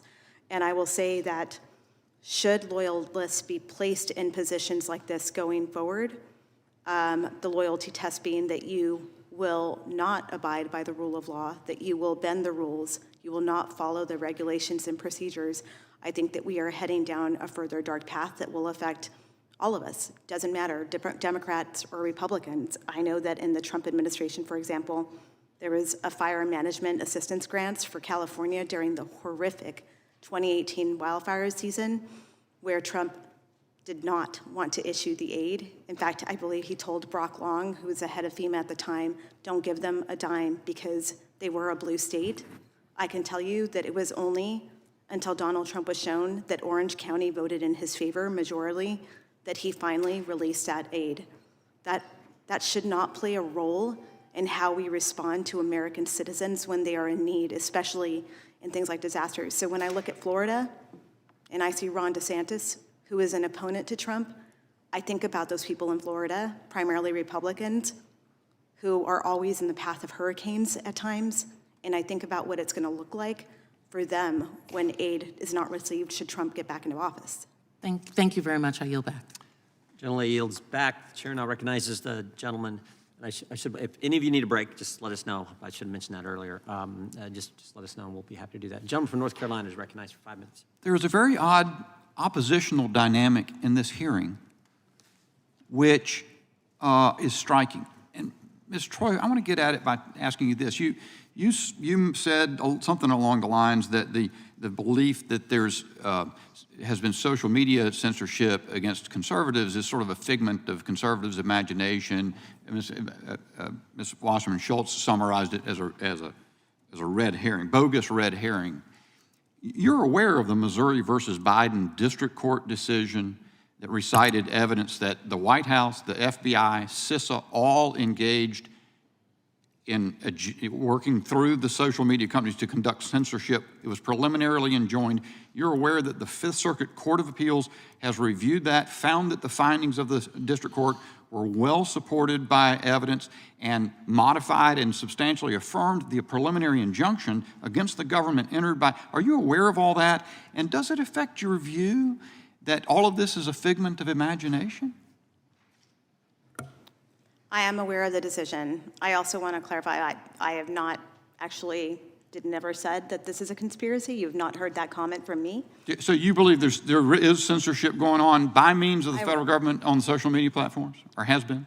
I can only speak to my experience, and I will say that I've sat in a lot of these interagency meetings with social media companies, and ultimately, it was their decision. And I will say that when content was removed, it was ultimately up to them. We followed the Yeah, but see, process. that's what the court has said is the problem, is that the agencies have engaged in this subterfuge where they say, well, we want you to make the decision, but they're all over them to the point that their constant involvement makes it government involvement. That's the threat. Mr. Schellenberger, let me turn to you, because I was thinking about where we are. Twitter files revealed these connections, right? Direct connections between Elvis Chan of the FBI and social media companies, CISA and the social media companies. And then your further reporting, and yours, Mr. Taibbi, revealed the next layer, which is what you call the censorship industrial complex. The connection between CISA funding these adjacent agencies, Stanford, people at Stanford, people at University of Washington. And so they could offload this exact subterfuge, and they could pre-bunk stuff and stop whole narratives from taking hold. And now your CTI League shows yet another dynamic in two ways, it seems. You've got this guy, we ought to get his name out there for folks, Pablo Brewer, you said, a commander with the Special Operations Command, I believe, at some point, and he's involved in this CTI League, but they got Israeli, you mentioned British intelligence, and you say this in part of your report, the authors, and talking about one of their reports, advocated for police, military, and intelligence involvement in censorship across Five Eyes nations, and even suggested that Interpol should be involved. Why is that significant, Mr. Schellenberger? Because I mean, it's not blindingly obvious, and do it as quickly as you can, because I've got one other thing I really want to get to if we can. Well, because, I mean, we don't want the police and the military to decide what we can say and read. And that's what makes our country amazing, is that our founding fathers, they said, speech comes, it's the First Amendment, it comes before government. Where it's not, in Europe, the king would decide whether you could say things. We didn't want it that way. We said, we want to decide. Here's what it tells me that's chilling. And Ms. Subramanya, I'm minded of your presence here as a Canadian. So if they can't do it directly from the FBI, then they get institutions, academic, pseudo-academic institutions involved. If they find that that's going to be blunted because we can go take their funding away because there's U.S. agency funding, then they get the Five Eyes involved. If they can't stop it here in the United States, they can go get the European Union or the other governments to say, we're not, or Canada, to deem this stuff to be threatening. That's what, and the dynamic deepens and deepens. This is a big deal. And here we are, every person on the minority side has talked about Donald Trump. I would think, Ms. Troy and others, that if you're concerned, if you're genuinely concerned about Donald Trump as a threat, what we're talking about today should be all the more threatening to you, because we're talking about setting precedents and diminishing the ability of Americans to express themselves. So, Ms. Subramanya, back to you. Republicans have been involved in this, by the way. The former chairman of the Senate Intelligence Committee, Mac Thornberry, helped to repeal the Smith-Mundt Act. Nikki Haley said the other day that we ought not be able to allow to have anonymous Twitter accounts.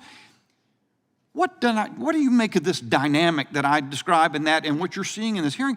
That the party that has established, frankly, the liberals established fundamental principles of free speech through the Warren Court. They've been continued consistently by the Supreme Court, but now they're under threat by the other side who just wants to talk about Donald Trump. What is going on?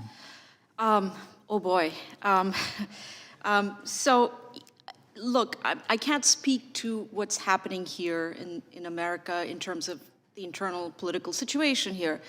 What I can point to is the fact that I come from a country where free expression, the right to express oneself freely, has been under threat.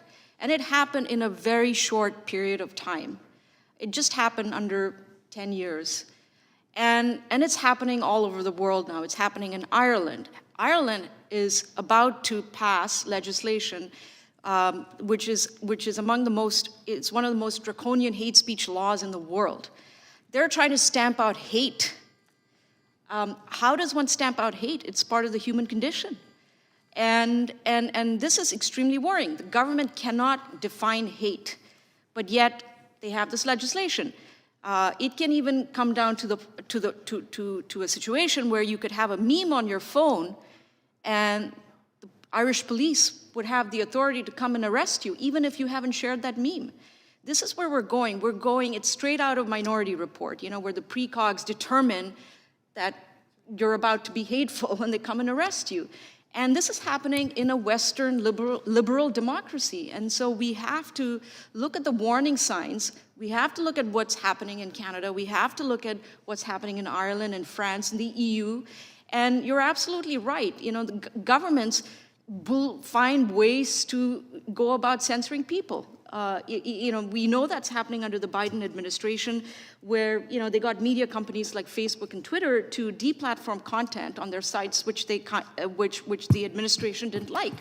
But since it comes from a private platform, it doesn't violate the First Amendment at first glance. But if it was under duress from the federal government, then there are grounds to believe that it violates the spirit of the First Amendment. My time's long expired. Mr. Chairman, yield. Gentleman yields back. I mean, it's all frightening, but the name, Cyber Threat Intelligence League, it's not like it's out of Marvel Comics. You know, it's like they give it this name, but it's like it's frightening what's going on. The gentleman from California is recognized for.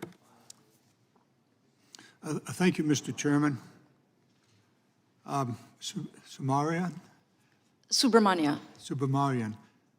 Thank you. You just happened to provide the opening for my comments. Indeed, we need to be very, very aware of the potential use of government to the weaponization of government against individuals, against free speech, against those who would oppose the government. And your concern is a very real concern. And America has a need to be concerned because we have a former president and a gentleman who wants to be president again, who is in the process of articulating and laying out his agenda for a new term as president. Donald Trump has been very, very clear how he intends to use the government to really achieve the things that you are fearful of happening. And it's very clear what he intends to do. He has said so publicly in his political rallies. Just a couple of weeks ago, he reposted on Truth Social, his network, calling for the New York Attorney General and Supreme Court judge to be placed under citizen's arrest. These two individuals, you remember, are the prosecutor and the judge in his civil fraud case in New York. Clearly would use his power as president to attack the judicial system in America. He has since gone on to attack both, again, on social media and threatened to indict any opponent he faces and take them out if he wins in 2024.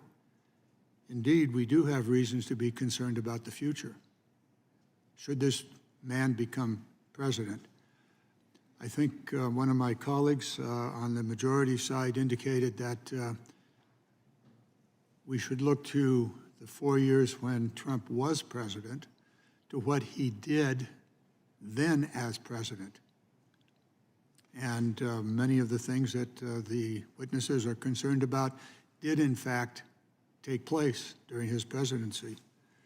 One example of a larger pattern of Mr. Trump's rhetoric is repeatedly and egregiously used his position of power to spread conspiracy theories, fan the flames of discord with inflammatory rhetoric, and make threats of political prosecution.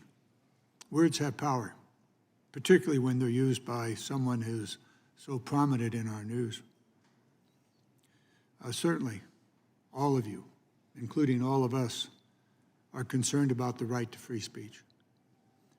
And I would be very interested to see what legislation comes forward as a result of these hearings, where we are basically repeating what we heard 9 months ago. So what is the legislation that would address this? Mr. Schellenberg, you presented 4 different ideas. I'm not going to ask you to repeat those. They're in the record, and I'm curious to see if the majority will take them up, or just, again, to flog this horse one more time. We've seen the real consequences of Mr. Trump's behavior. We saw it after he repeatedly attacked the FBI for what he thought were their transgressions. And so what happened to career FBI agents? They are threatened, seriously threatened, in their homes, death threats. And of course, January 6th is well known, and we won't go into that in great detail. So, Ms. Troy, from your experience in the White House, has Donald Trump used his rhetoric as a weapon, weaponization of government? Absolutely, and some of the examples that I provided are examples of how the government was used against the people under Donald Trump. And honestly, when I heard your opening statement, I felt like you were describing what I had lived for 4 years working in the U.S. government, of the fears that I saw that were coming to fruition, almost word for word, to be honest. And I was thinking about it and what the future does hold should Trump come back into office, because that is sort of the government that he wanted. It was to use the government to his favor, to attack his political enemies, and to silence any dissent when he fired heads of intelligence agencies just for telling the truth about potential foreign adversaries or things that were happening with our election, or merely just for taking a stand on things that he wanted to do in foreign policy that would have put us into very dangerous predicaments. Thank you very much. My time having expired, yield back. Gentleman yields back. Chair recognizes the gentlelady from Florida. Thank you, Mr. Chairman. You know, for the life of me, I cannot find anywhere in the public notices, in our meeting memos, in our congressional hearing documents, any mention of where this is a hearing about President Trump. It escapes me. I know that we have a literacy crisis in this country, and I am shocked that it has made its way to the halls of Congress. I think we should do something about that. Anyways, I speak for all Americans, I believe, when I say that it really shouldn't matter who's in office. It really shouldn't matter who is in the White House, because regardless, we should all be concerned about our constitutional rights. We should all be here protecting our constitutional rights. And so I would encourage my Democratic colleagues that they should, I don't know, focus on the evidence that has been presented here, because it impacts all Americans, not just Republicans, but Democrats too. So I think that we could actually do something to address the weaponization of government in a bipartisan fashion, because it has tremendous impacts on our everyday life. So I'm gonna just jump right into it. Ms. Troy, I appreciate you being here. My colleague, Mr. Bishop, touched on this, but I wanna just make sure that I am exceptionally clear. You said that, quote, the government is not taking social media posts down, end quote. This is from your opening statement. You said that the censorship of American people is, quote, the result of the social media companies exercising their First Amendment rights. You were part of Vice President Pence's team, were you not? Yes, that is correct. And so as someone who is familiar with White House officials, you can confirm that the Deputy Assistant to the President and Director of Digital Strategy, Rob Flattery, and the White House Senior Advisor, Andrew Slavitt, are indeed government officials and not social media executives, correct? Yes, when they were serving in the White House, they are government officials. Okay, so on February 6, 2021 at 9:45 p.m., I just love when we have timestamps and all this in writing. It helps tremendously. When Mr. Flattery emailed Twitter executives demanding the immediate removal of accounts linked to Biden's adult daughter, he stated, please remove this account immediately. He also stated, quote, I have tried to use your form 3 times. It won't work. I think this is ridiculous that I need to upload my ID to prove that I am an authorized representative of the president. 2 minutes later, at 9:47 p.m., Twitter executives responded saying, thanks for sending this over. We'll escalate for further review here. He shot back. I cannot stress the degree to which this needs to be resolved immediately. Those accounts were then suspended and taken down.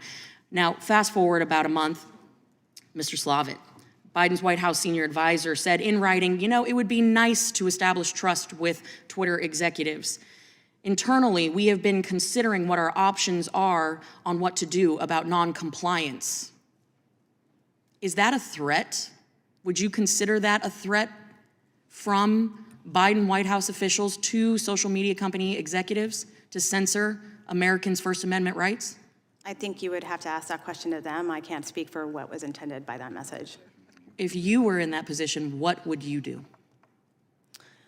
Well, actually, I can tell you because I've had conversations with social media companies during the Trump administration while on Mike Pence's office, where I did call a social media company, and we did say, could you please take these photos down, if possible, because a U.S. missionary was killed brutally in Cameroon. Yeah. And Charles Wesco from Indiana, whose brother serves as a Republican in the Indiana state legislature. It was his brother who was killed brutally.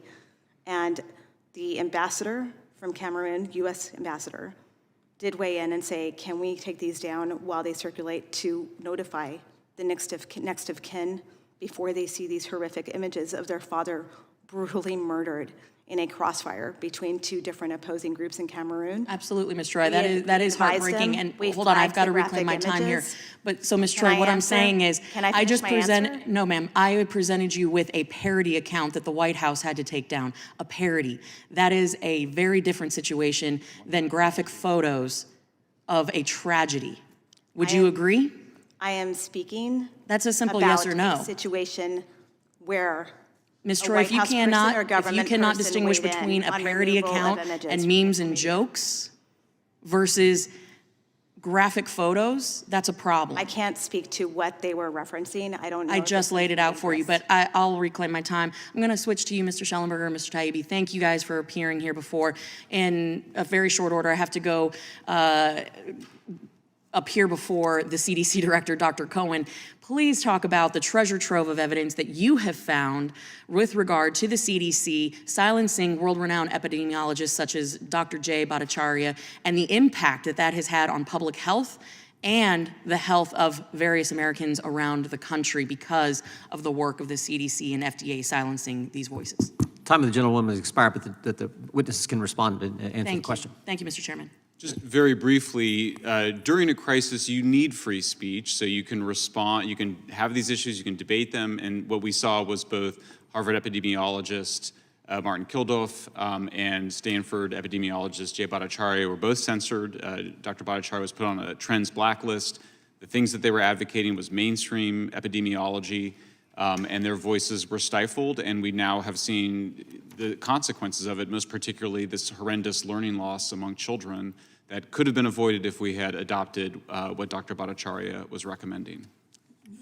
Mr. Taibbi, go ahead. Just quickly, if I could, yeah, the trends blacklist image that we saw with Dr. Bhattacharya, that was one of the very first things that we found in the Twitter files. And it was an early example of what we came to understand as malinformation. It's the idea of something that's not untrue or it is true, but is believed to produce an undesirable political result. This is extremely dangerous. Dr. Bhattacharya has had a legitimate scientific opinion. He turned out to be correct. His study was later ratified by the WHO. But it was considered to be against the policies of the current government. And so he became one of the most suppressed people in the country during 2020 and 21, which is exactly what the First Amendment was designed to prevent. I would just point out before recognizing Mr. Goldman that we will take you up on what you said, Ms. Troy. Ms. Kamick asked you a question and about Mr. Slavitt and Mr. Flaherty, and you said we should ask them. And we're going to. That's why we sent them a subpoena this morning. We want them to come in and answer these questions about why the White House was attempting to censor American speech. With that, I recognize the gentleman from New York for 5 minutes. Thank you, Mr. Chairman. My colleagues and friends from North Carolina and Florida are asking why we are talking about Donald Trump. The answer is because this subcommittee is called the Subcommittee on the Weaponization of the Federal Government.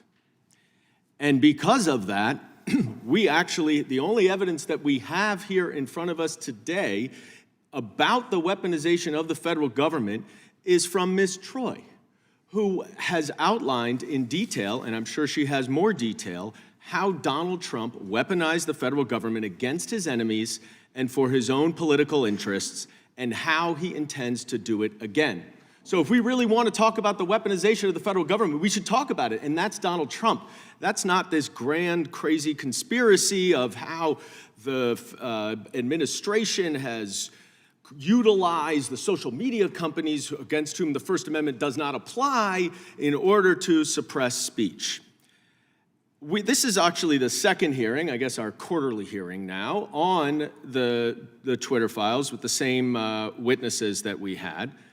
In the first hearing, I asked Chairman Jordan if he could identify any evidence of the government under the Biden administration actually censoring anyone through the social media companies. He pointed out to me an email on January 22nd from Clark Humphrey to flag a tweet that was from Robert F. Kennedy Jr. as evidence. The problem was, and the chairman did not acknowledge this, the tweet was never taken down. How can you have censorship if the tweet was not taken down? And since March 9th, that hearing, this committee has had 29 witnesses. Will the gentleman yield? I will not only just because I have a bunch. You're the chairman, so I'm sure you'll respond after me. The 29 witnesses have testified, and every single one testified that the government never coerced, pressured, or threatened any social media company to remove any content. Mr. Taibbi, I introduced a letter that I led to X. Let's call it X now. That way we can know the difference between when Elon Musk took it over and before when it was Twitter. From November 21st. Have you read this? No. Well, do you think it would be problematic if X leaves up terrorist violence and propaganda in violation of the terms of service? Terrorist violence or terrorist propaganda? If it violates their terms of service, is it problematic? Well, it depends on what the content is, but they're a private company. They can do what they want with the content. Aha! They're a private company and they can do what they want with the content. Do you think it's problematic that X would profit off of terrorist violence, propaganda, and content on their social media platform? Well, first of all, just to go back to No, just answer the question. I don't have time. Do you think it's a problem if they profit off of it? Well, if the company makes money doing what it does, I don't necessarily see a problem with that. Okay, interesting. So let me just move on because you said the biggest concern, sir, I'm sorry, you said the biggest concern that you had from the Twitter files was the systematic flags for social media companies. Now, the Stanford EIP that you're talking about, I'm sure you are aware, has documented that the social media platforms to whom they flagged potentially problematic tweets took action on only 35% of them, and only 13% of them were removed. Mr. Schellenberger, you said the biggest problem, and let me just ask you, Mr. Taibbi, real briefly, you would agree that these flags, that the systematic flags that you saw were flags for a violation of the terms of service of the social media company, is that right?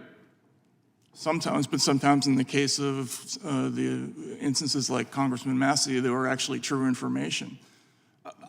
Well, that may be the case, but the flag was for a violation of the terms of service. It's for their interpretation of a violation. And then the social media company has to determine whether or not it is actually a violation of their terms of service. And in 87% of those flags, they were not removed. Mr. Schellenberger, in brief time, you said that the censorship, the biggest problem you have is the censorship that you talk about is election interference. Do you agree that Russia used social media, including Twitter, to interfere in the 2016 presidential election? Yes. Thank you.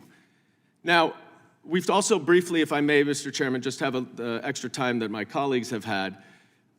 You've talked about the Hunter Biden laptop and how the FBI knew it existed. You are aware, of course, that the laptop, so to speak, that was published in the New York Post was actually a hard drive that the New York Post admitted here was not authenticated as real. It was not the laptop the FBI had. You're aware of that, right? It was the same contents. How do you know? Because it's the same, you would have to authenticate it to know it was the same contents. You have no idea. You know hard drives can be manipulated. Are you suggesting the New York Post participated in a conspiracy to construct the contents of the Hunter Biden laptop? No, sir. The problem is that hard drives can be manipulated by Rudy Giuliani or Russia. Well, what's the evidence that happened?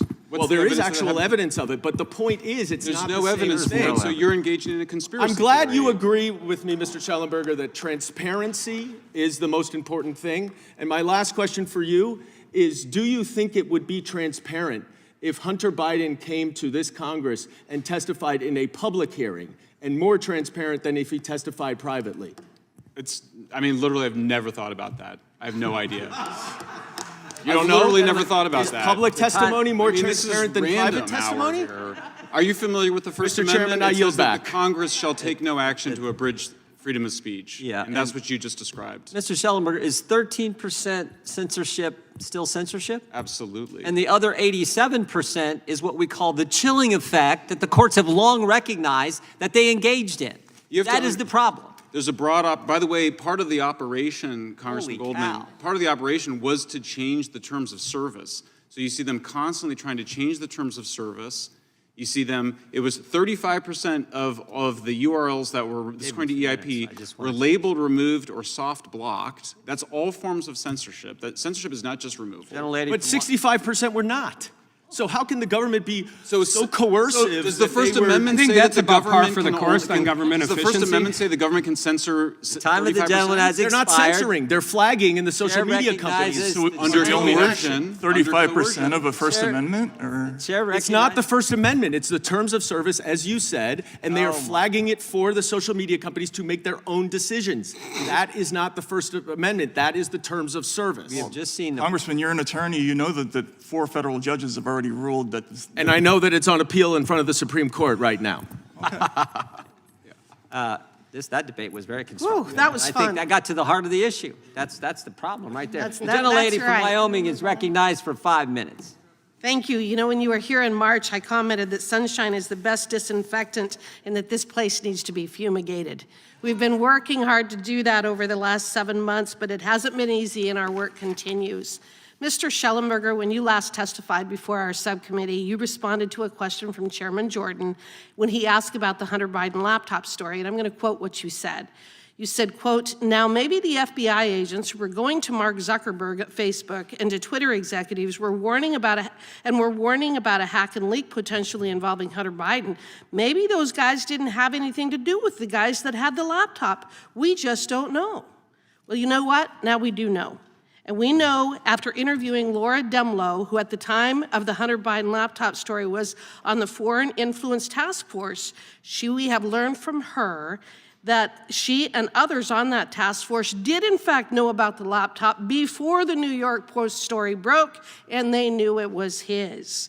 In other words, the work done in the years since the release of the Twitter files has continued to expose the extent of the censorship industrial complex. These discoveries show the importance of your testimony and the oversight work that has been done by this committee. What do you think this shows in terms of the complexity and scope of the censorship industrial complex? What I mean by that is, even though with the trove of information that you released over a year ago, or approximately a year ago, we're still filling in the gaps to understand the extent of what the federal government has engaged in terms of violating the First Amendment. Yeah, I think one of the most important things that it shows is that the censorship is in service of disinformation. It wasn't that they prevented the New York Post from publishing. It wasn't even that they did, the tweet eventually did come back on Twitter, was eventually allowed. But the disinformation that was planted, that myself and all my family and friends believed, was that there was something fraudulent about the Hunter Biden laptop, which we now know was actually the Hunter Biden laptop. It's been verified now by all the major media and everybody else. But it created the perception that it was misinformation by the Russians. And of course, that conspiracy theory continues to be peddled today. So that's what it did. And that's how these guys at CTIL thought about it. That's how all of these operatives that are used to waging disinformation campaigns and psyops in foreign countries turned those tools against the American people. And that's the critical point. They have been turned against the American people. Absolutely. What do you think about the fact that the FBI agents warning Twitter about a hack and leak were the same agents who knew that of the existence and legitimacy of that laptop? What do you think about those people? It's shocking. Like you said, I was trying to only report on what we knew at the time, but obviously when that came out, it's absolutely shocking that you would have FBI sitting on this information in 2019 and then seeding the idea that there would be a hack and leak coming. I mean, it wasn't just Aspen Institute, it was also Stanford came out, and they used that as a pretext to attack the Pentagon Papers principle upheld by the Supreme Court that when journalists like us are leaked information, we can publish it and we're protected by the First Amendment. We saw Stanford Institute attacking that precedent and saying journalists should no longer follow the Pentagon Papers principle. They should no longer report on information leaked to them. They should not do what Matt and I and Alex just did with publishing these files leaked to us by a patriotic whistleblower who knew absolutely that this was wrong, that it was a violation of the First Amendment, that it was a violation of it in the spirit and the letter. And that's the kind of, I mean, to see these institutions of the establishment argue against this great American tradition of journalism and the First Amendment, it's quite appalling. It's shocking. Shocking. Ms. Subramania, here in the House, we are exposing the U.S. government's censorship by proxy, which uses social media companies, academia, and private companies to circumvent the First Amendment. At the same time, we are watching with horror as liberal democracies in Europe and Canada are not even trying to hide their efforts to censor their citizens. We know where this is going, and without exposure and reform, we could be doomed to the same fate. In your opening statement, you discussed the impacts of the Online News Act and the other censorship efforts seen in European nations, and you issue a stern warning that I hope all Americans will take to heart. Could you describe the trends that you are seeing and specifically what tools or mechanisms of control these governments are trying to exert over free speech? Thank you for that question. Some of the examples are from my testimony. So debanking is one obvious tool that the Canadian government, in a sense, has pioneered as far as Western liberal democracies are concerned. China has been doing that for years, but it's now come to the West. And they went after peaceful protesters and punished them, weaponized the financial system, weaponized the government against them to teach them a lesson. You can't do this ever again. And this sort of thing has a chilling effect on people's ability to express themselves freely. And that's certainly happened in Canada. And what's happening in Ireland, again, another country that I mentioned, what's happening in France, the EU directive on online speech. All of these things are just extremely problematic. And I want to say something here. What is under threat here is a core value of Western civilization. That's right. That is what is being undermined here. And that goes back to the Enlightenment. That is what we have to fight for. And the way you tackle misinformation, disinformation, all of these things which are bandied about loosely by people who want to censor you, the best solution to these things is more robust debate, and that goes back to the Enlightenment period, and that's what I want everybody to remember. Thank you. Thank you. And thank you, Mr. Taibbi, Mr. Schellenberger. Thank you for battling for all of us. Thank you for working so hard to protect our First Amendment rights. We really, really are terribly indebted to you, and you as well, Janine. Thank you. Thank you. The gentlelady yields back. Mr. Monnier, well said. The chair now recognizes the ranking member. Thank you. Thank you, Mr. Chairman. In 2017, as some of you may recall, one of Trump's first official actions as president was to issue the chaotic executive order barring any travel from 7 predominantly Muslim countries, effectively serving as a Muslim ban. He continued these attacks on immigrant communities throughout his presidency. And he has promised to strip immigrants, if elected again, of their benefits and work permits, execute the largest deportation effort in American history, strip immigrant children of American citizenship, even if they're born here, and reinstate and expand the Muslim ban. Ms. Troy, you were an advisor in the White House when the Muslim travel ban was implemented. Can you tell us, as a national security expert, what happened when that ban took place? Was there advice given before the president issued that? Sure, there were numerous discussions, and just to clarify, during the travel ban time, I was at DHS. I was the lead intelligence officer on the travel ban, coordinating the entire community. There were significant discussions on intelligence assessments conducted. I will say that there were heated discussions and meetings where members of the Trump administration, loyalists who wanted to override community intelligence assessments to suit the countries that they wanted on the list. There was significant pushback. There was advice from career intelligence officers, senior intelligence officers like myself, about the threshold of these assessments. I will tell you that it went to the extent where there were senior officials Googling what they considered to be intelligence input and sending it to me to be included in official community coordinated intelligence assessments and saying that those were facts, which was appalling to me because that is not how the intelligence community, it's not how we operate. So there were numerous situations like that where that was the kind of dynamic that we faced on critical issues like this, which impact numerous matters of national security that I can't get into because they're classified, but those matters of national security when discussing certain countries and the impacts of the travel ban were serious and they were raised. So in the execution of that travel ban, can you explain to us or share with us the interagency actions in the immediate announcement of the travel ban? Was this something that had been worked through? No. How did that happen? No, we were blindsided by when it was issued, especially at DHS. As you saw, it was horrible. There was chaos at the airports, which you saw. We did not have the proper time to figure out how we were going to implement this executive order. There was no coordination of how we would carry these things out, especially in the aftermath of it. I remember CBP agents sitting at airports and TSA, like everyone was mass confusion about what was happening. The leadership of the department was not consulted or given a heads up. That is kind of how that played out at the beginning. And this is from a newly elected president who did not understand the levers of power that he had upon coming into office. I can only imagine in the next administration, should he be elected, what he would do understanding that.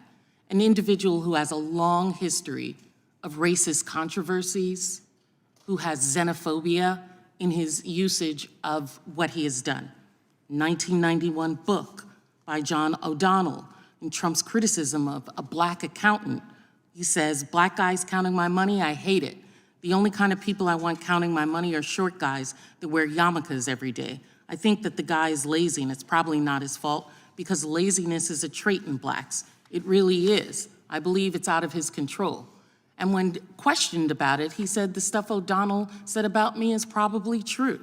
This is an individual who, when he was in the White House, denied making the comment about shithole countries that people should go back to, although senators, US senators, present at the meeting said that it would happen. Ms. Troy, you signed a statement with over 130 national security experts that explained how Trump had routinely vilified immigrants in this country, which among other things makes him unfit to be the commander-in-chief. Many of us are offended when he demonizes individuals, immigrants from a moral and personal perspective. But what effect does it practically have on national security stability when Trump broadly demonizes immigrant groups in this country? Well, I am the daughter of immigrants. My mom is a Mexican immigrant, and I am of Mexican descent, and I will say— Which the president said were rapists, right? Correct. I remember that. And I will say that it leads to anti-immigrant sentiment. It leads to attacks on immigrants. It leads to situations like when they repeat the Great Replacement narratives, it leads to mass shootings like the one in El Paso at the Walmart where my aunt was in, when the shooter talked about the Hispanic invasion of Texas. It leads to situations like that. It leads to the violence and hate that you are continuing to see in the divisiveness of this country. I will tell you that it also speaks to another scenario that I remember clearly was when Trump kept calling it the China virus, and he did it on purpose, and it was the attacks on Asian people in this country increased during the pandemic. That is one thing that I know was recognized internally in the White House, that rhetoric would increase attacks on Asian Americans here, Asians in our country. I will tell you that Mike Pence took that very seriously. He did not use that lingo because he knew that it would lead to these types of hateful acts that we're still seeing in our country today. Thank The gentleman yields back. We have one more questioner. I don't know about Ms. Sanchez, but I think we have Mr. Armstrong on our side. Then I'll give the ranking member a couple minutes for some thank yous and closing comments. I'll just take a minute or two, and then we'll be done. So if he can hang with us. Mr. Armstrong is recognized for 5 minutes. Thank you, Mr. Chairman. Upstairs, the CDC director is testifying in front of an oversight committee hearing. And when I get a chance to go up there, I'm going to ask them about the CDC using taxpayers' data to buy location on American citizens to see if they comply with COVID lockdown. And down here, we're talking about censorship and social media. And the reason I bring those two things up is because I think the First Amendment and the Fourth Amendment are what make the United States unique in the world. There's no other government on this planet that has such robust protections of both speech and privacy. They've also held up and been incredibly resilient throughout the course of time. The Fourth Amendment has dealt with listening devices and drones and telephoto lenses. And the First Amendment, you talked about Skokie versus Illinois. The problem is I don't know if they survive the digital age, not without Congress's help. And we're going to deal with the Fourth Amendment and privacy and all of that. But the First Amendment means that the government has no power to restrict expression because of its message, its ideas, its subject matter, or its content. Thurgood Marshall, pretty smart guy. And the problem we run into with the government's current and extensive efforts to censor speech on social media comes down to a few essential questions. What is permissible speech? And who decides what's permissible speech?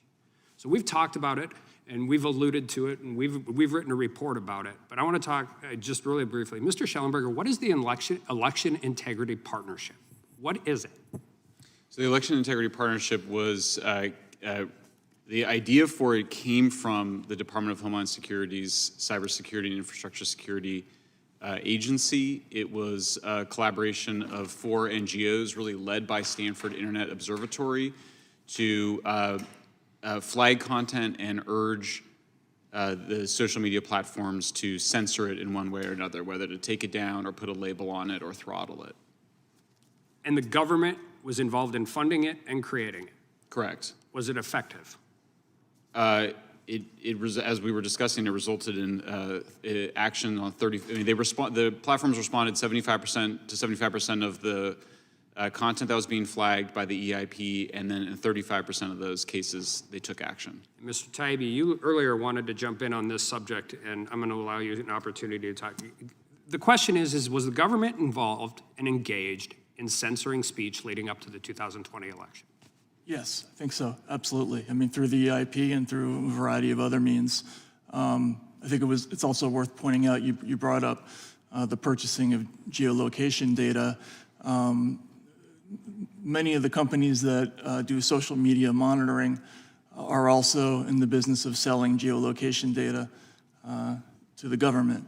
So it's a very similar pattern, even though there's been a Supreme Court ruling that says that you can't get geolocation data without a warrant. I believe it was Carpenter v. United States, yeah. Right? Yeah. It subsequently came out that multiple agencies were doing that anyway through middleman companies, and this is basically the same pattern that we see with speech with groups like the EIP or CTIL. It's essentially a workaround, a legal workaround. Well, and I think we're going to the and it didn't quit in 2020. We're going to get to that, but I mean, the problem is we define misinformation and disinformation very differently. And what I've come to figure out what it means from the government is anything critical of the government. But it's already evolved from that. You know, I sat in Brennan's transcribed interview, and he just blatantly said, I don't care if it's true or not. And in June of 2021, CISA's Countering Foreign Influence Task Force created a mis, dis, and malinformation team, the MDM team. What is malinformation, Mr. Schellenberger? That's accurate information that could lead people to have the wrong conclusion. So the main example of this is often true stories of vaccine side effects that might lead people to be hesitant about taking the vaccine.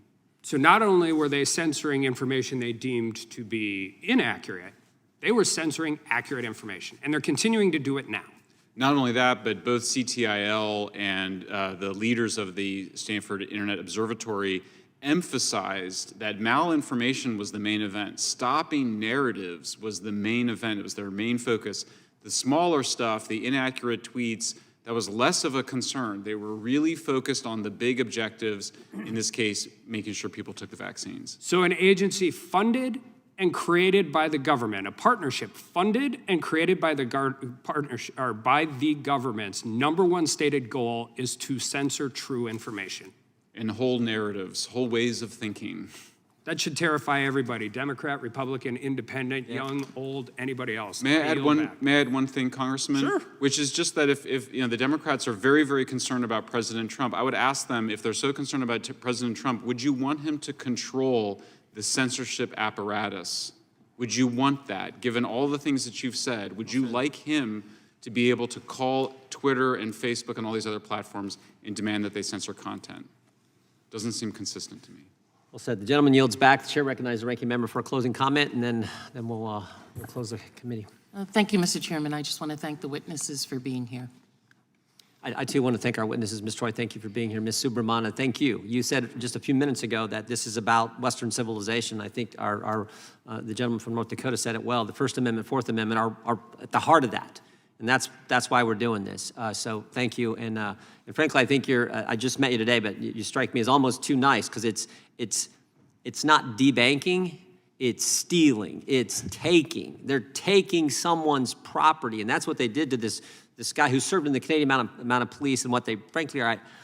I hope doesn't ever happen in this country. But thank you for being here. It was very good. And to our witnesses, Mr. Taibbi, Mr. Schellenberg, thank you for coming back. I think the Democrats said that. This is like a quarterly thing. I think we should make it a quarterly thing. I mean, the First Amendment and Fourth Amendment are that darn important. But for your work a year ago, you two guys and a few others, I don't know that we'd have all the information we have. So, you know, someday someone's going to write the history books, and they're going to recognize folks like you who are willing to stand up, frankly, coming from the other party, because most of the censorship has been against conservatives and Republicans, but someone Democrat, and I'm against all of it.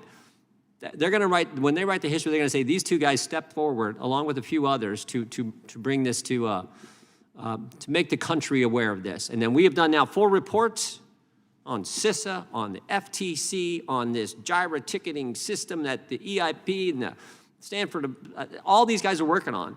And others but it started there. So again, thank you, and we'll have you back if you'll come. We'll definitely have you back too, Ms. Subramania. You were great. So thank you all for being here, and that concludes today's hearing.